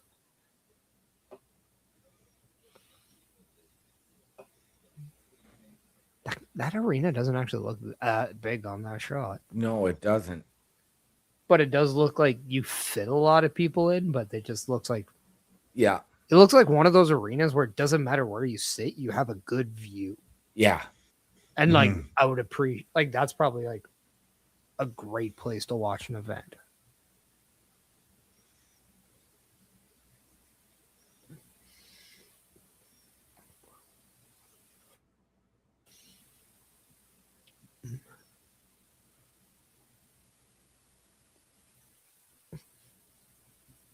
WWE made in America. All right. Well, I mean, yes, but Right? just another let's push patriotism down our throats. Yep. Which is fine. Like I have no problem with people like caring about that stuff. But there's a time and place. Mm-hmm. Maybe in like 2 months where July 4th is actually happening and Independence Day comes to you. Sure. Gotcha. I believe this is what, the 250th birthday? Yep. Yeah. Yeah, see, Bobby? Canadians do know our American history. It's also simple math, but that's beside the point.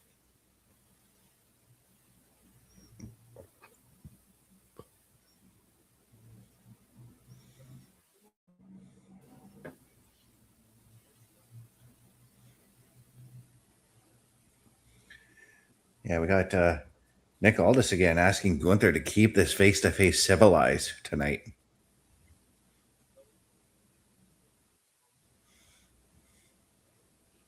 Gunther saying, I promise I will be civilized. And he asked, what do you think I am? An animal?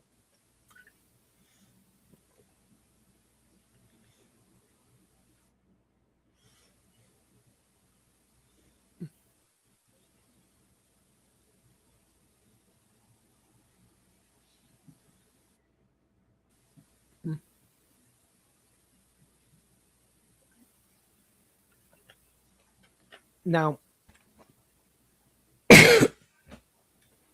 as we're getting the United States champion, we were left with a great match last week with him and Carmelo Hayes. Yes. Yes. But that seemed to be a one and done thing. Yeah. Now, I do know they've been teaming at the live events on the European tour. But we still need a direction for the United States title. Could this be a very good time for Ricky Saints to insert himself in this? Well, that's where I was going to go because tonight Carmelo Hayes and Ricky Saints will be going one-on-one. And I'm wondering if that's why Trick is coming out right now too. So like cue interruption of somebody, then the other one comes out, you get the match on, he watches. Yeah.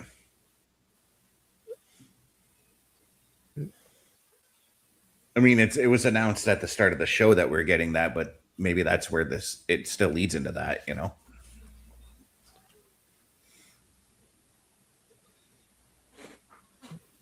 And little Yachty yet again looking like a sitcom dad, even though he's carrying that kendo stick.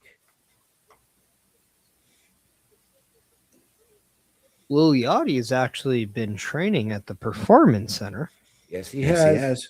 So, yeah, in case we all need more people from outside WWE to wrestle. Right? There's your hope and promise. I really don't mind him. He hasn't done really much to bug me, No.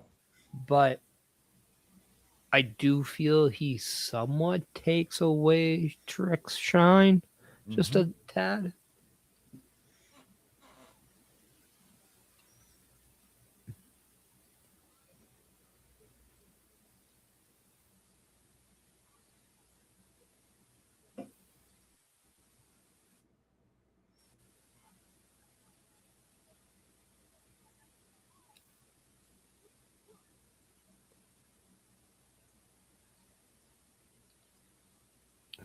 seems like this was like supposed to be a heel combo, but then Trick's popularity just went up, and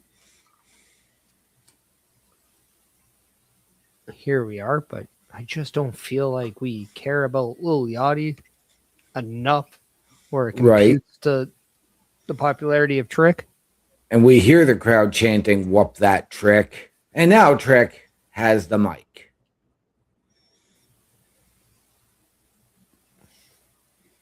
I mean,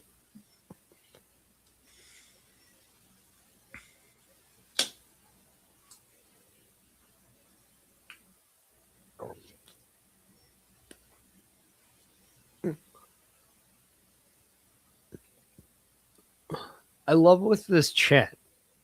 They always would say it to Sami Zayn. Mm-hmm. But now it's like he's the only guy they won't say it to. And that is the Olay chant.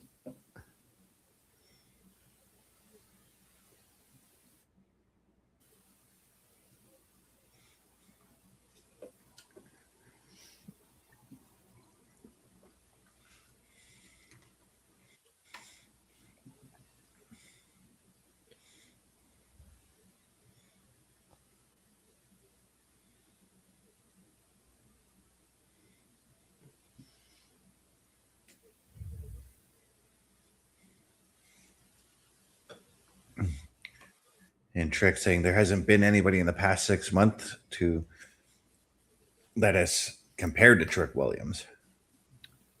I mean, I think Oba could say something. Oh yeah.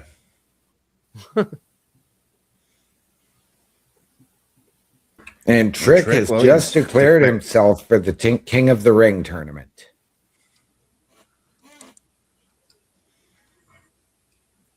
Well, here comes Mello. And he, like, check out those Gallers people. And is Mello going to do the same thing? I hope so. I wouldn't be. I mean, you can really booster your mid card here. And I really hope what they do is they don't just start off at 8. I hope they do a Sweet 16 start. And they go in like, we got 8 from SmackDown, 8 from Raw, and we will go to whoever the winner of each. Like,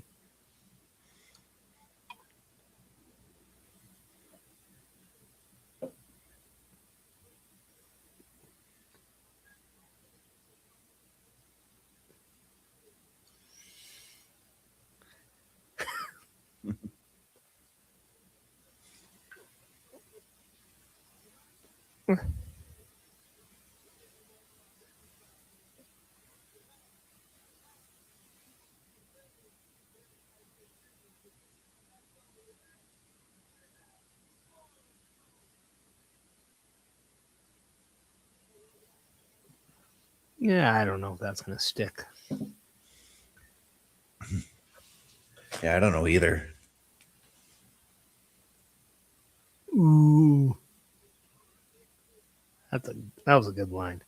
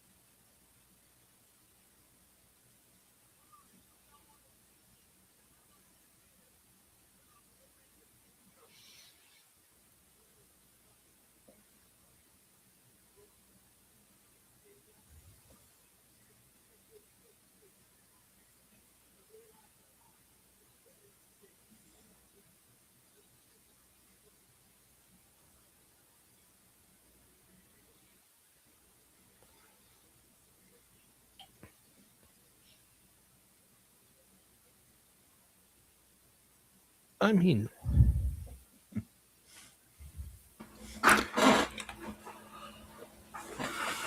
Saints, what in the mind hell are you doing, man?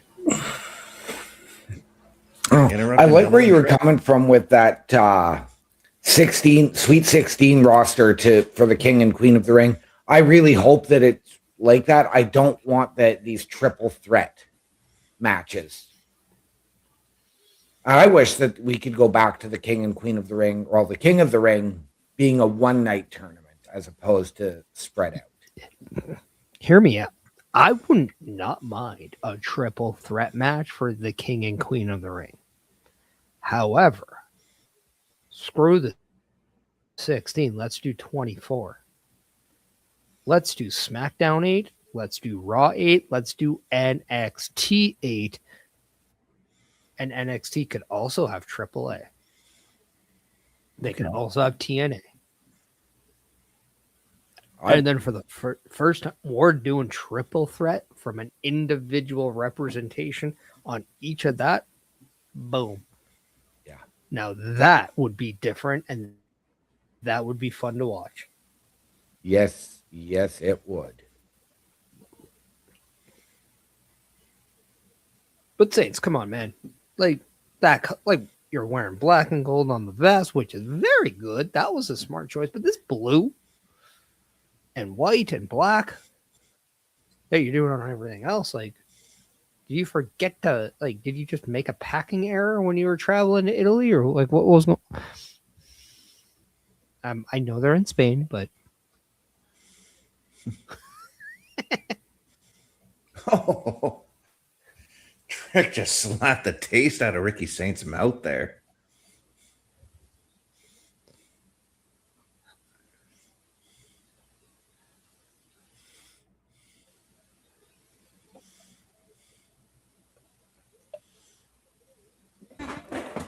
Now, if Mello wins this match, and this is a match we saw a couple of weeks ago where Ricky tried to use the ropes and Mello did successfully. Yeah. Would that slap before the match be Ricky Saint's excuse as to why he wasn't focused, couldn't win? Or does it motivate Ricky to really pick up this victory? I mean, I think we're going to get a Ricky Saints win here, and it's going to be the reversal of like the attempt of cheating, where this time Ricky like gets one up on him. Okay. But if we see Trick Williams stay here, then I think he might actually inadvertently get himself involved. Hmm. I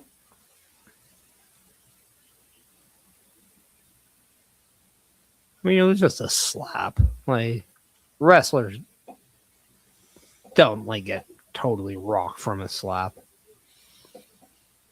Well, I'm going to say that Trick left because I don't see him at ringside at all.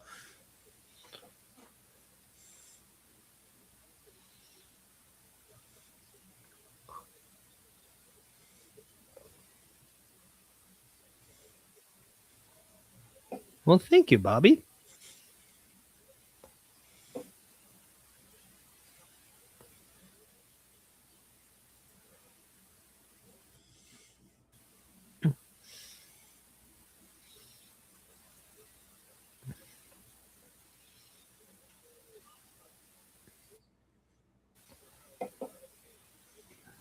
Now we are looking at former North American and NXT champions going off in this match. Yes.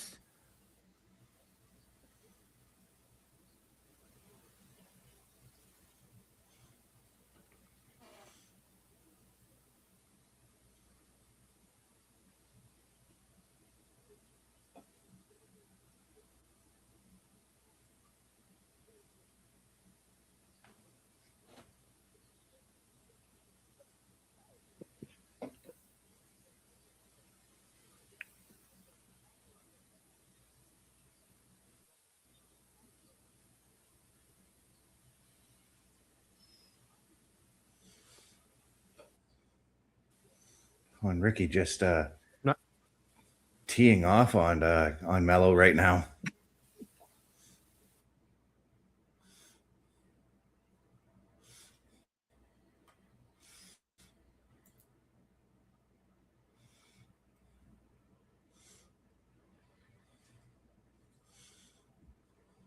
And Mello with that running enziguri. Or a step up And I got to enziguri, think sorry. of. I got to think. Obviously, this match is definitely going to have some U.S. title implications on it. I expect that whomever wins is going to be knocking on Trickstor after what we saw just before this match. Yep.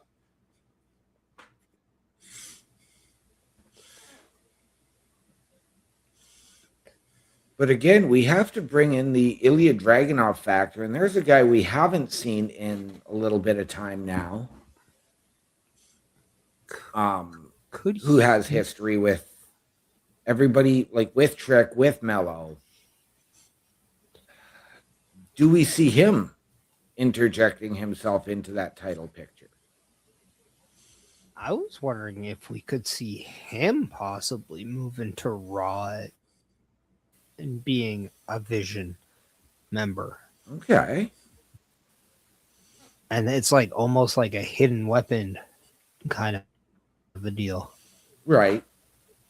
Like, what a swerve of a tag team champion would that be if Right. we get Austin Theory bringing in Ilya Dragunov because Braun Breaker convinced Heyman to bring him in based on their wars that they had in NXT.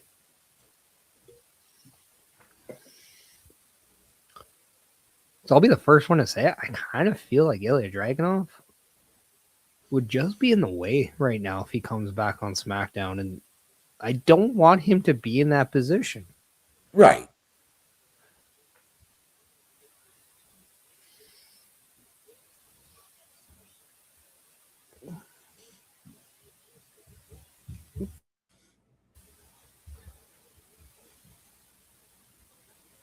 Bobby coming and saying, what if Ilya Dragunov also does a match against Penta and Ethan Page? Yeah. I mean, yeah. I mean, put him and Rusev together. That would be good. Yeah. I mean, and then you can bring in Sheamus, and we all know that that's just going to be a fun thing for us to watch. A League of Nations, so to speak. Knowing we don't have to be involved in.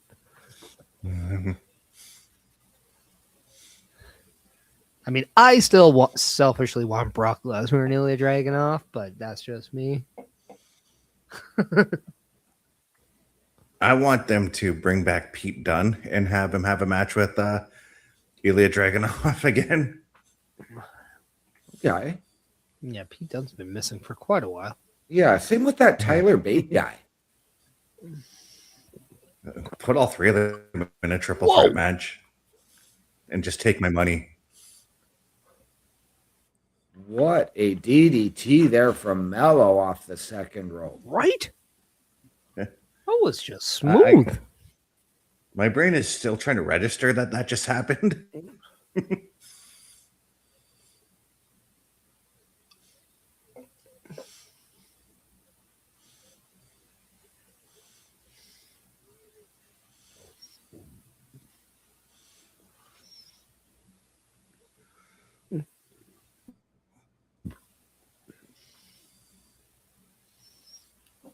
And Mello and Saints now starting to exchange strikes. Building up to that big booyah moment.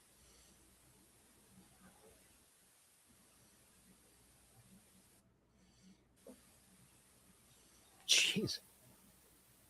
Mello is just getting into his zone now. And I think when I say that, it's his timing, his execution, it's all coming together. Yeah. And because of that, he is so much more explosive than he's been in a while. Yeah. But I think he's in a groove now that just shows you what he can do and just how good he's going to be in the upcoming years. Yeah, that first attack that led to this flurry that he just did on Ricky Saints, he shot off that second rope like a bullet firing out of a gun. Yeah.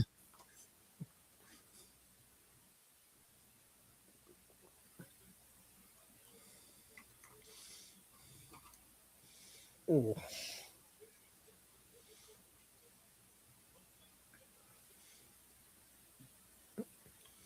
thought Saints had him there. Yeah, I've been there before. Yep.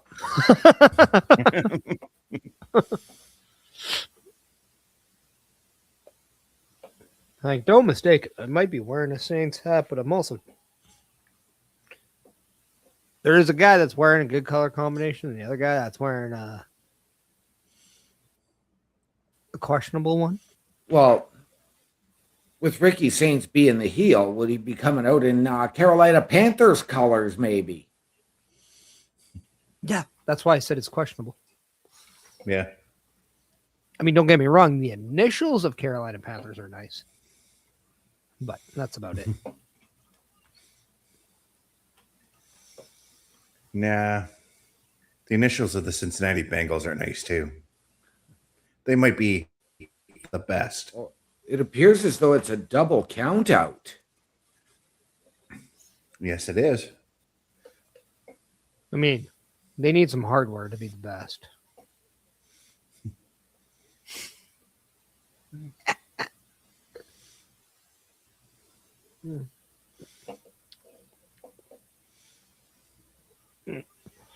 Now, it's actually funny with the double count out, though.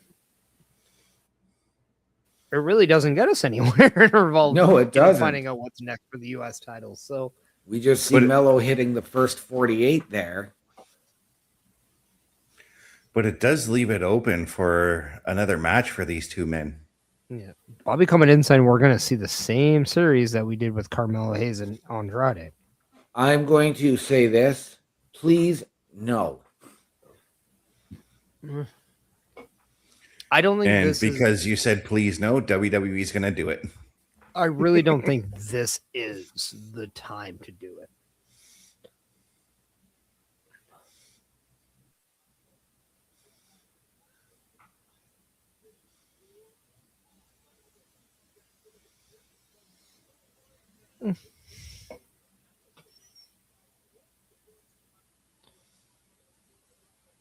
Now, I'm not too sure what ads you have done, other than obviously the one that you did before I joined in. We've played them all. Mm-hmm. Okay.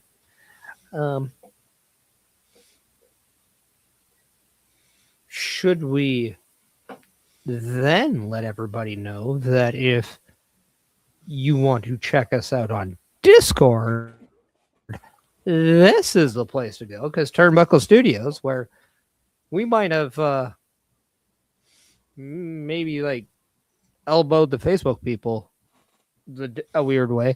We've made good friends with the Discord people, and yeah, you can come join us. That is the link to join our Discord channel. And if by chance you are somebody that knows how to run Discord, well, then that is where you want to go to our join function on turnbucklestudios.org to help us run one. Also, why do you have to keep playing White Lights WWE? This really makes me look weird. Right? But and then also, if you want to go and check out w.gg, you can hit the promo code TB Studios to receive a nice little discounted fee at checkout. So go do that, because W is also now a proud sponsor of Turnbuckle Studios. And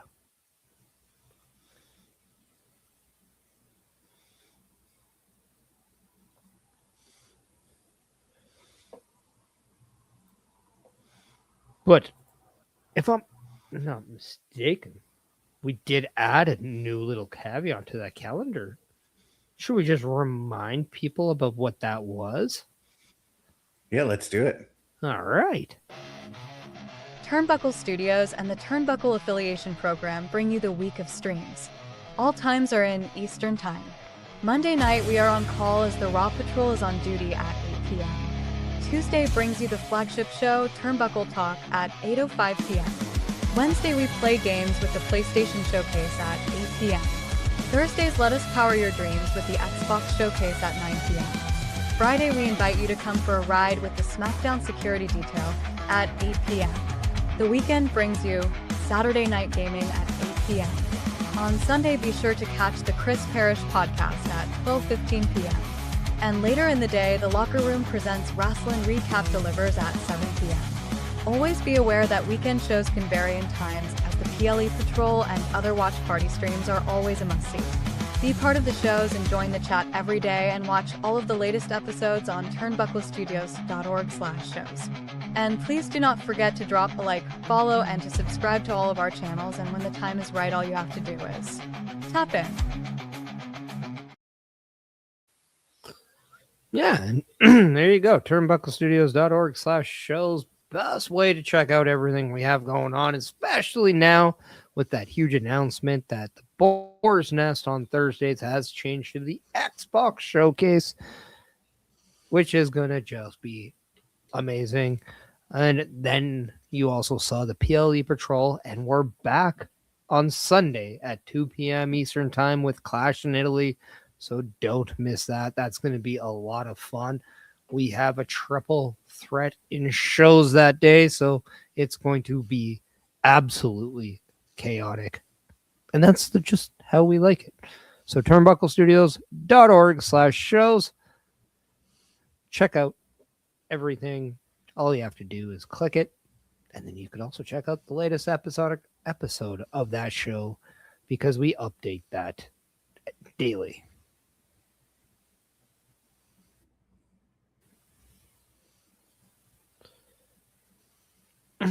Well, Bess, we got a little backstage there with Nia Jax / Legend and our United States champion Tiffany Stratton.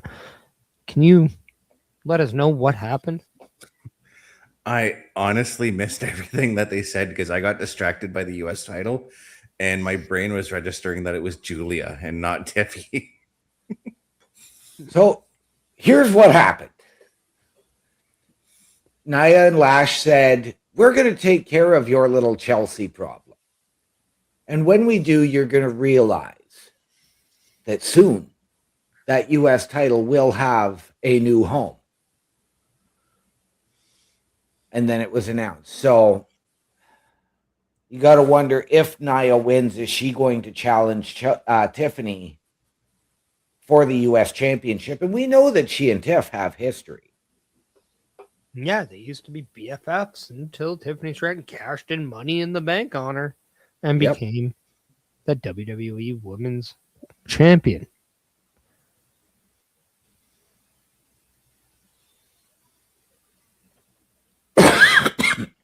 As now we have a segment with Blake Monroe.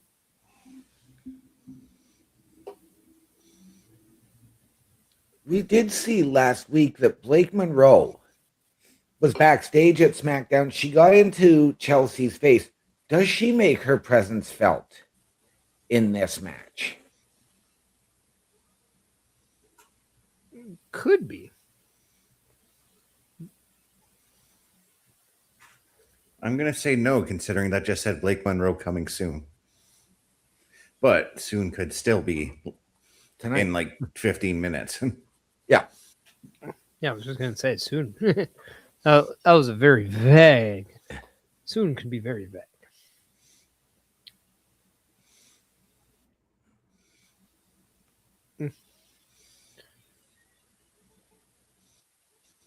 I'm just absolutely amazed by the transformation of Nia Jax. Right?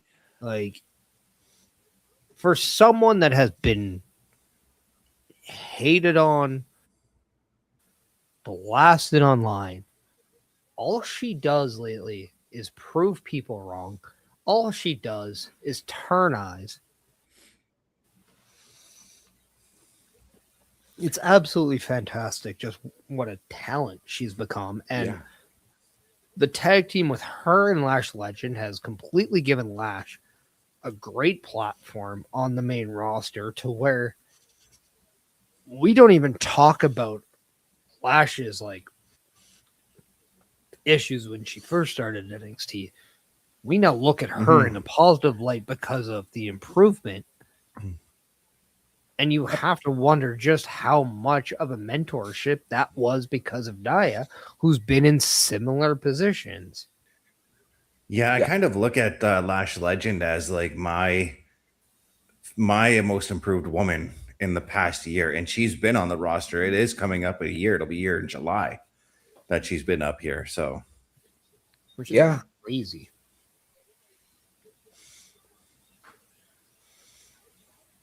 and it did stem from that battle royal at Evolution last year, because she put on a dang good performance in that match.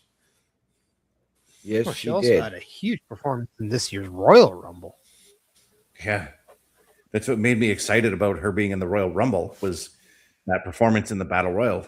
I'm like, I thought she stepped it up even further in in the Royal Rumble. Absolutely. If I'm not mistaken, did she not lead this year's Royal Rumble with the most eliminations?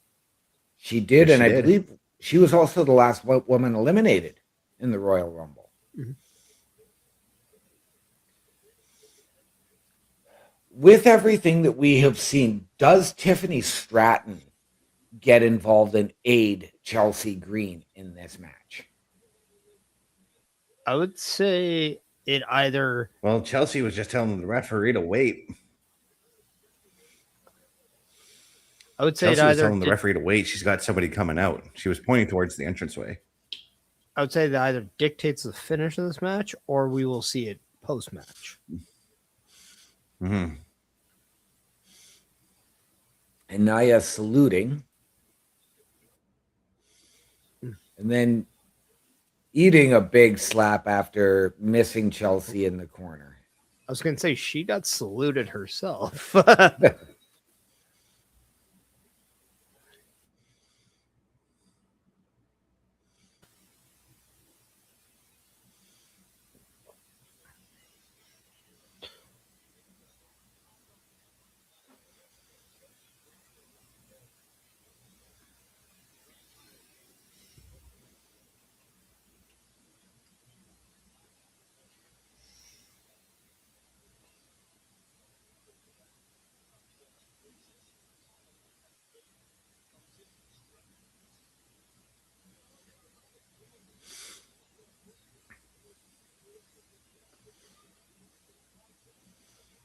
Okay, for a second I thought Nia had like a variation of the million dollar dream on, but she didn't quite have it right. She had Chelsea's Chelsea's other arm locked in on the other side. And Chelsea went for a chop block there that didn't quite pan out. And what a sit down powerbomb from Naya.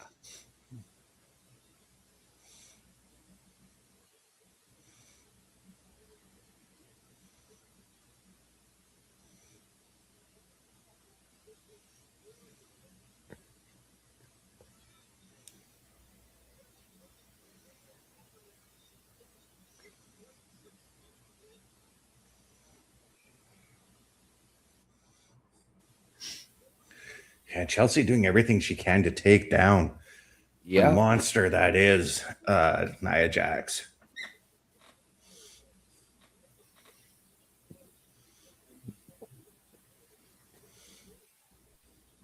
Naya keeps losing that weight. I don't even know if I can call her a monster anymore. Right? I'm absolutely like just impressed by this transformation.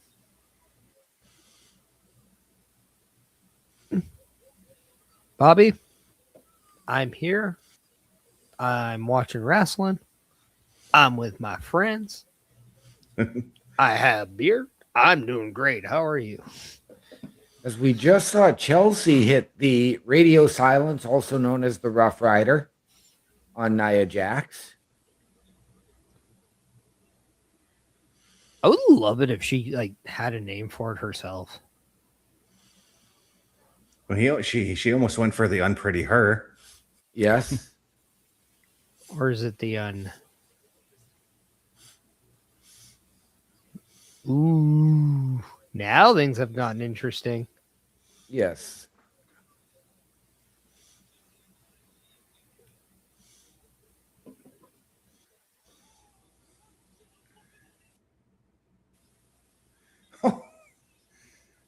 Ooh. Just, Everybody's focus was on the entrance as Right. we heard Tiffany Stratton's music. but she came up and blasted Nia Jax with that title. That allowed Chelsea Green to pick Up the victory. There we go. I just Yeah. realized in there I was a few seconds ahead of you guys, so I waited and paused. Yeah, if the home run derby was tomorrow, I'm pretty sure Tiffany Stratton would win it with that hit. Yep. And really reminiscent of how Tiffany won the world title from Nia Jax, sneaking in from behind with that briefcase to lay her out. Well, I mean, it was like the mirrored reflection. But yeah. Chelsea tries to go and celebrate, and Tiffany walks away. Yes, but she kind of walked away and said, "I got you, girl," because Chelsea was kind of saying thank you for that, you know.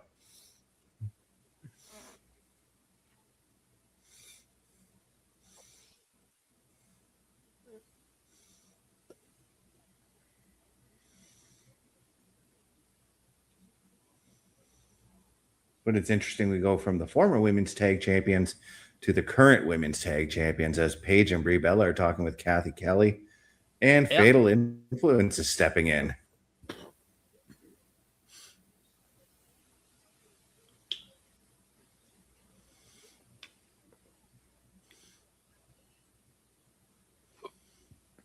And what we're getting is JC Oh. Jane putting herself in the qualifier of the Queen of the Ring tournament.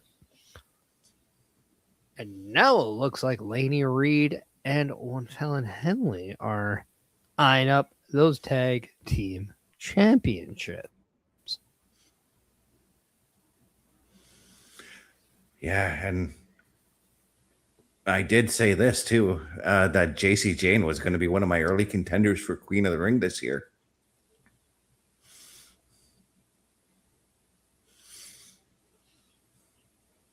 I mean, if you want to give me a JC Jane Bailey or JC Jane Lyra final, I am okay with that. Yeah.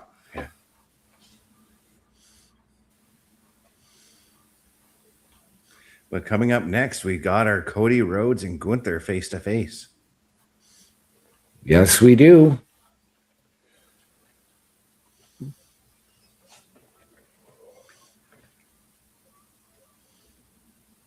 And I'm in a commercial break. Me too. As am I.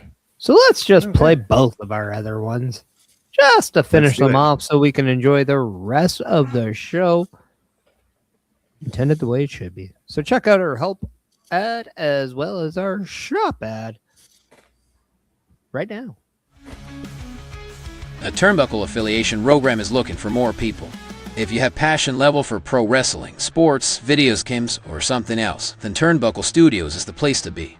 If you have ever wanted to pursue content creation and want to join our team, then we would love to have you. Check out turnbucklestudios.org or contact us by email today because your future is now, and we want you to tap in.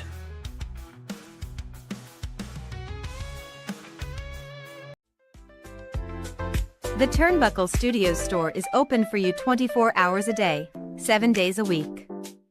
Get the merch and represent the best from the shows you watch on a weekly basis. Multiple styles to choose from with over 10 products available. Don't get left out and pick up all your favorites today. Find us at turnbucklestudios.org. Once again, ladies and gentlemen, turnbucklestudios.org is your home for the Turnbuckle Affiliation Program. All the information you need to join us is there. Hit the join button. And head over to our shop, support your favorite shows and your favorite podcasters. Wear what we wear. It is powered by Redbubble. Tag yourself, tag us in a photo, and we will give you a shout out live on air. All of that and more at turnbucklestudios.org.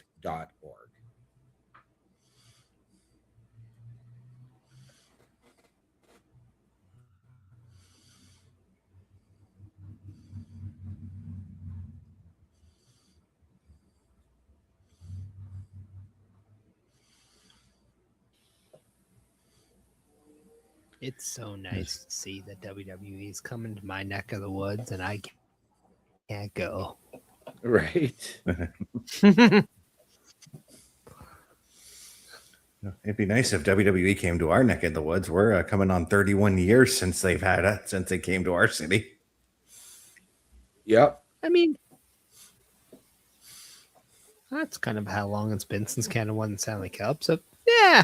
Yeah, it's been 20 some odd years, 22 years since they've been up this way since I went to Sudbury to see them. Oh, okay. Yeah. That's the closest they got here. Yep.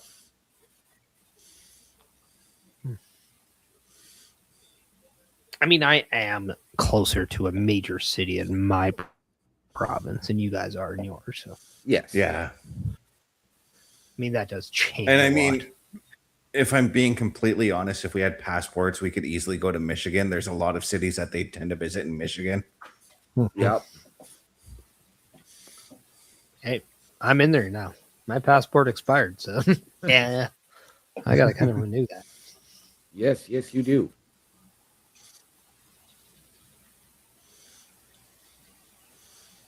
As we see our undisputed WWE champion making his way to the ring for this face-to-face, Cody Rhodes is on his way down.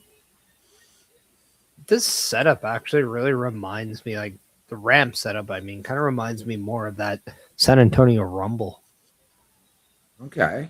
It had a little bit more of like a curve, Mhm. but like yeah, very similar.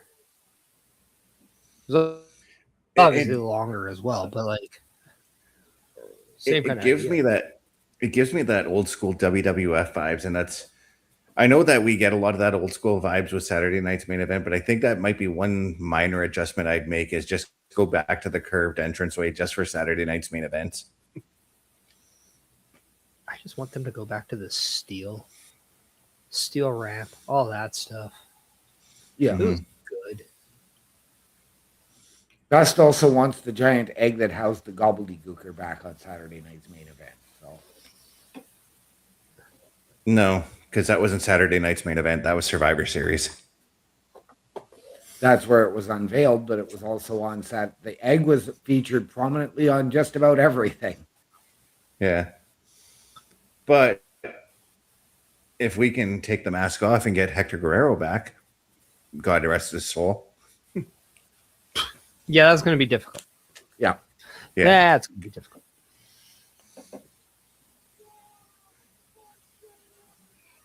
I mean, Danhausen always reprise the gobbledygooker.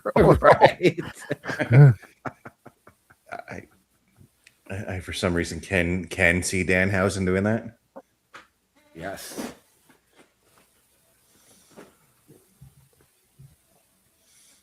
And Cody Rhodes about to ask Madrid, what do you want to talk about? Or Barcelona, sorry.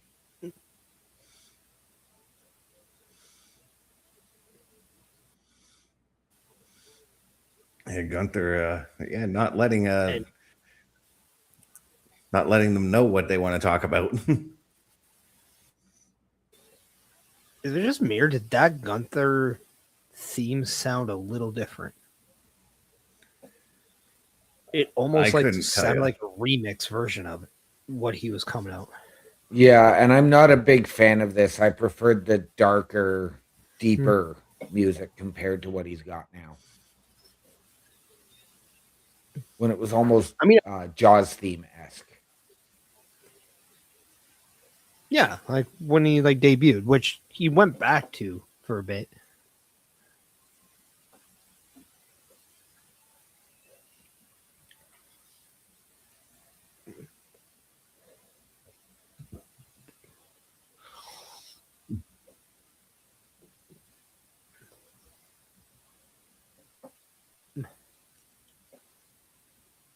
I love how like Gunther looks like he's ready to go to an office party while Cody looks like he's auditioning for the next Sherlock Holmes movie.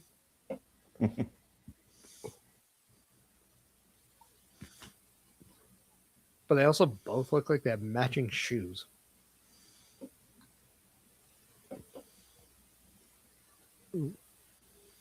On second inspection, doors are low of us.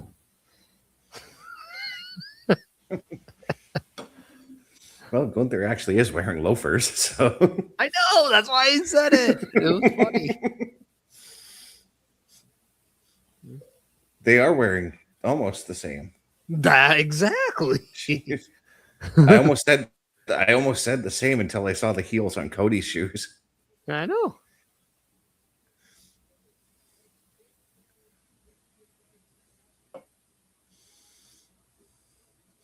But when it comes to Gunther's shoes, my GTA character has the same shoes.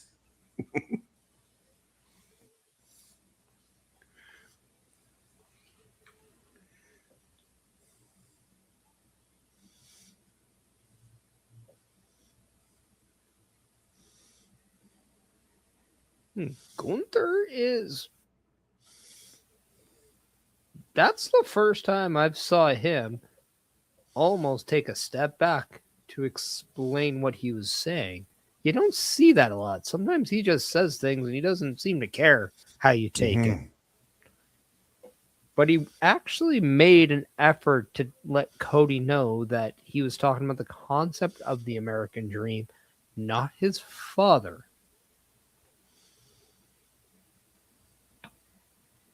And I think him taking a step back was Cody jumping the gun a little bit before Gunther could even finish his sentence.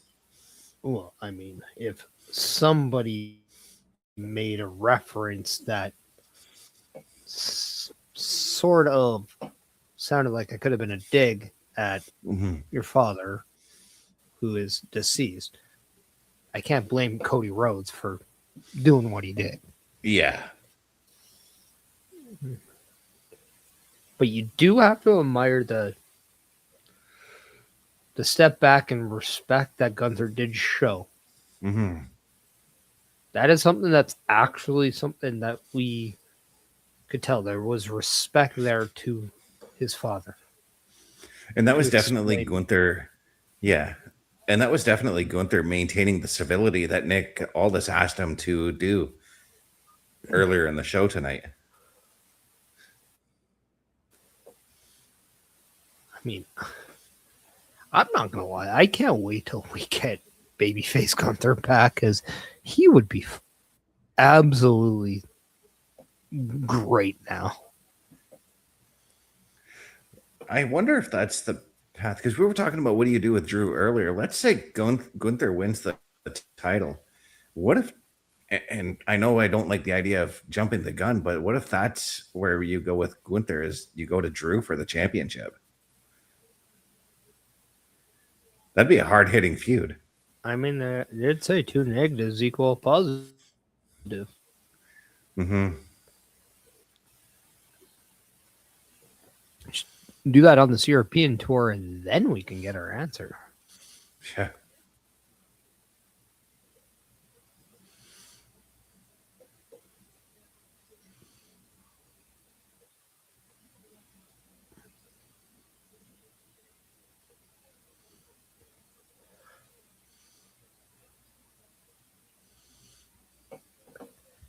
It is so weird because Cody is going off at Gunther, almost making fun or poking the idea of that having the want to be everything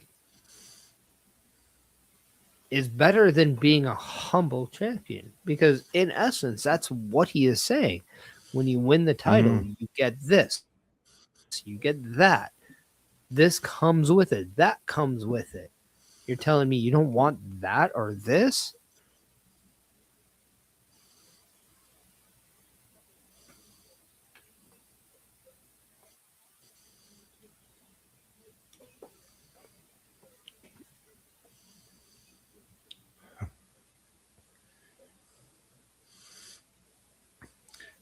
Cody taking digs at Gunther's past and how he was almost 330 pounds working on the indie scene. Yeah, but he did it in a way that actually made what Gunther is now better. Yep. And it's almost like he is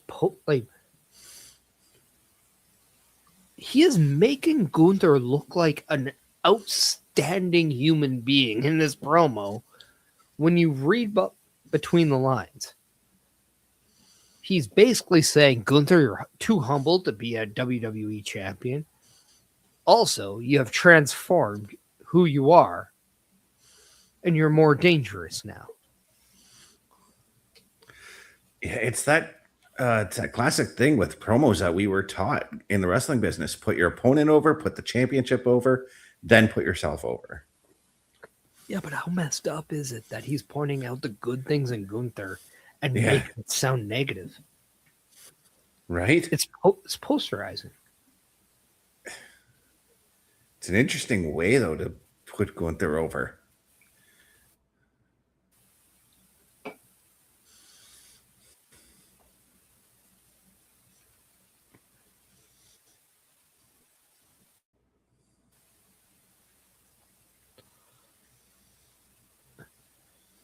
Might be going back to And I believe Cody has gotten under Gunther's skin off of what he said there.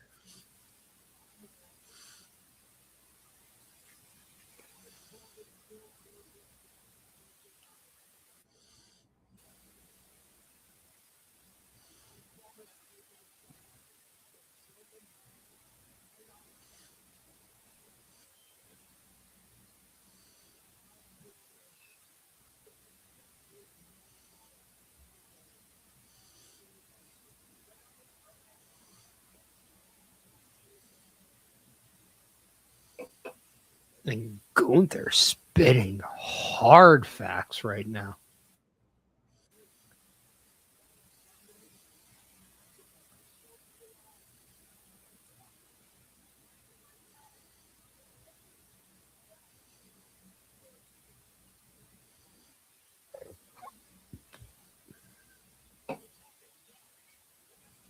And Gunther showing respect to the title, calling it the precious prize.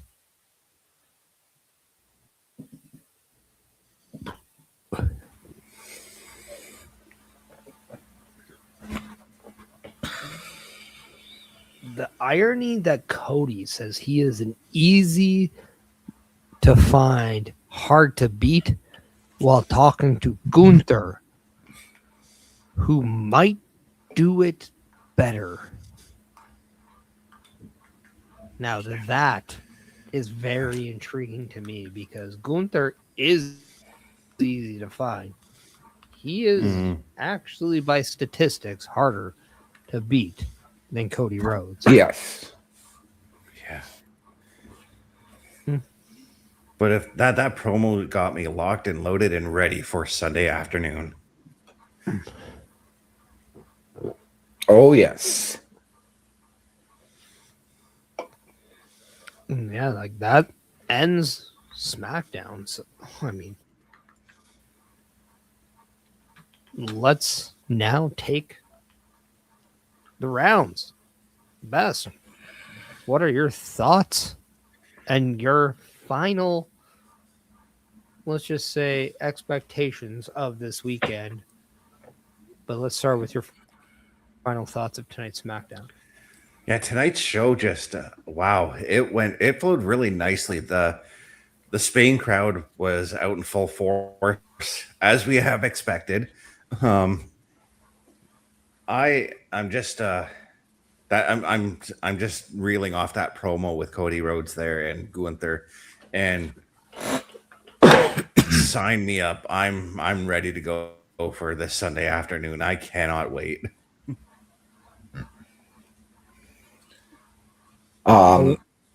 Solid show. Again, though, too many breaks to go back and recap Raw. But everything flowed. But I mean, yes, we got a couple of announcements for the King of the Ring with Trick Williams and JC Jane declaring themselves. But you really didn't do much more to build beyond Clash in Italy this Sunday, which has me wondering, are we seeing the entire landscape shift? Are we going to see that Jacob Fatu reign? Are we going to see Gunther take the title? And we're going to start the road to SummerSlam with two new champions. I mean, I think I would love it if we do. I'm going to say I'm going to guarantee we're going to get one new world champion on Sunday. Yeah. And I'm very curious off the wording of that last promo when Gunther said, I'm a man of my word. I am not a liar. I said I was going to tap out AJ Styles. I said I was going to tap out Bill Goldberg. And I said I was going to make John Cena submit. And I did. And then when he said he's going to do the same to Cody Rhodes, I don't even think this is just another villain speaking highly about himself or being egotistical about himself. I think this is a foreshadow. Yeah. I am going to say the one title for sure that is changing hands on Sunday is Gunther is walking out, your next WWE Undisputed Champion. Yeah. I think what this did was make it a confirmation that if this is not your co-main event of the night, then that just speaks volumes to how great this show is going to be on Sunday. It does. But the way Cody said it in that promo, you don't want to be in that first hour of the PLE. You don't want to be kicking off the show. Yeah, you do. So I'm wondering if that is exactly how we're opening the show. I mean, I'm going to say most likely we're going to get Oba and Brock kicking off the show, then that match, then we go to the females match. Trying to think what else is there for the Clash in Italy that I'm Roman and Jacob. Yeah, Yeah, but isn't there not one more? There is. There's, I believe, we've got Becky and Sol, though apparently that's There in you go. danger because Becky's injured, from what I was hearing today. No, that match will happen. Yeah, so I think Becky and Sol will be 3. Then we go to the Jade and Rhea main event with Jacob and Roman. Yeah. But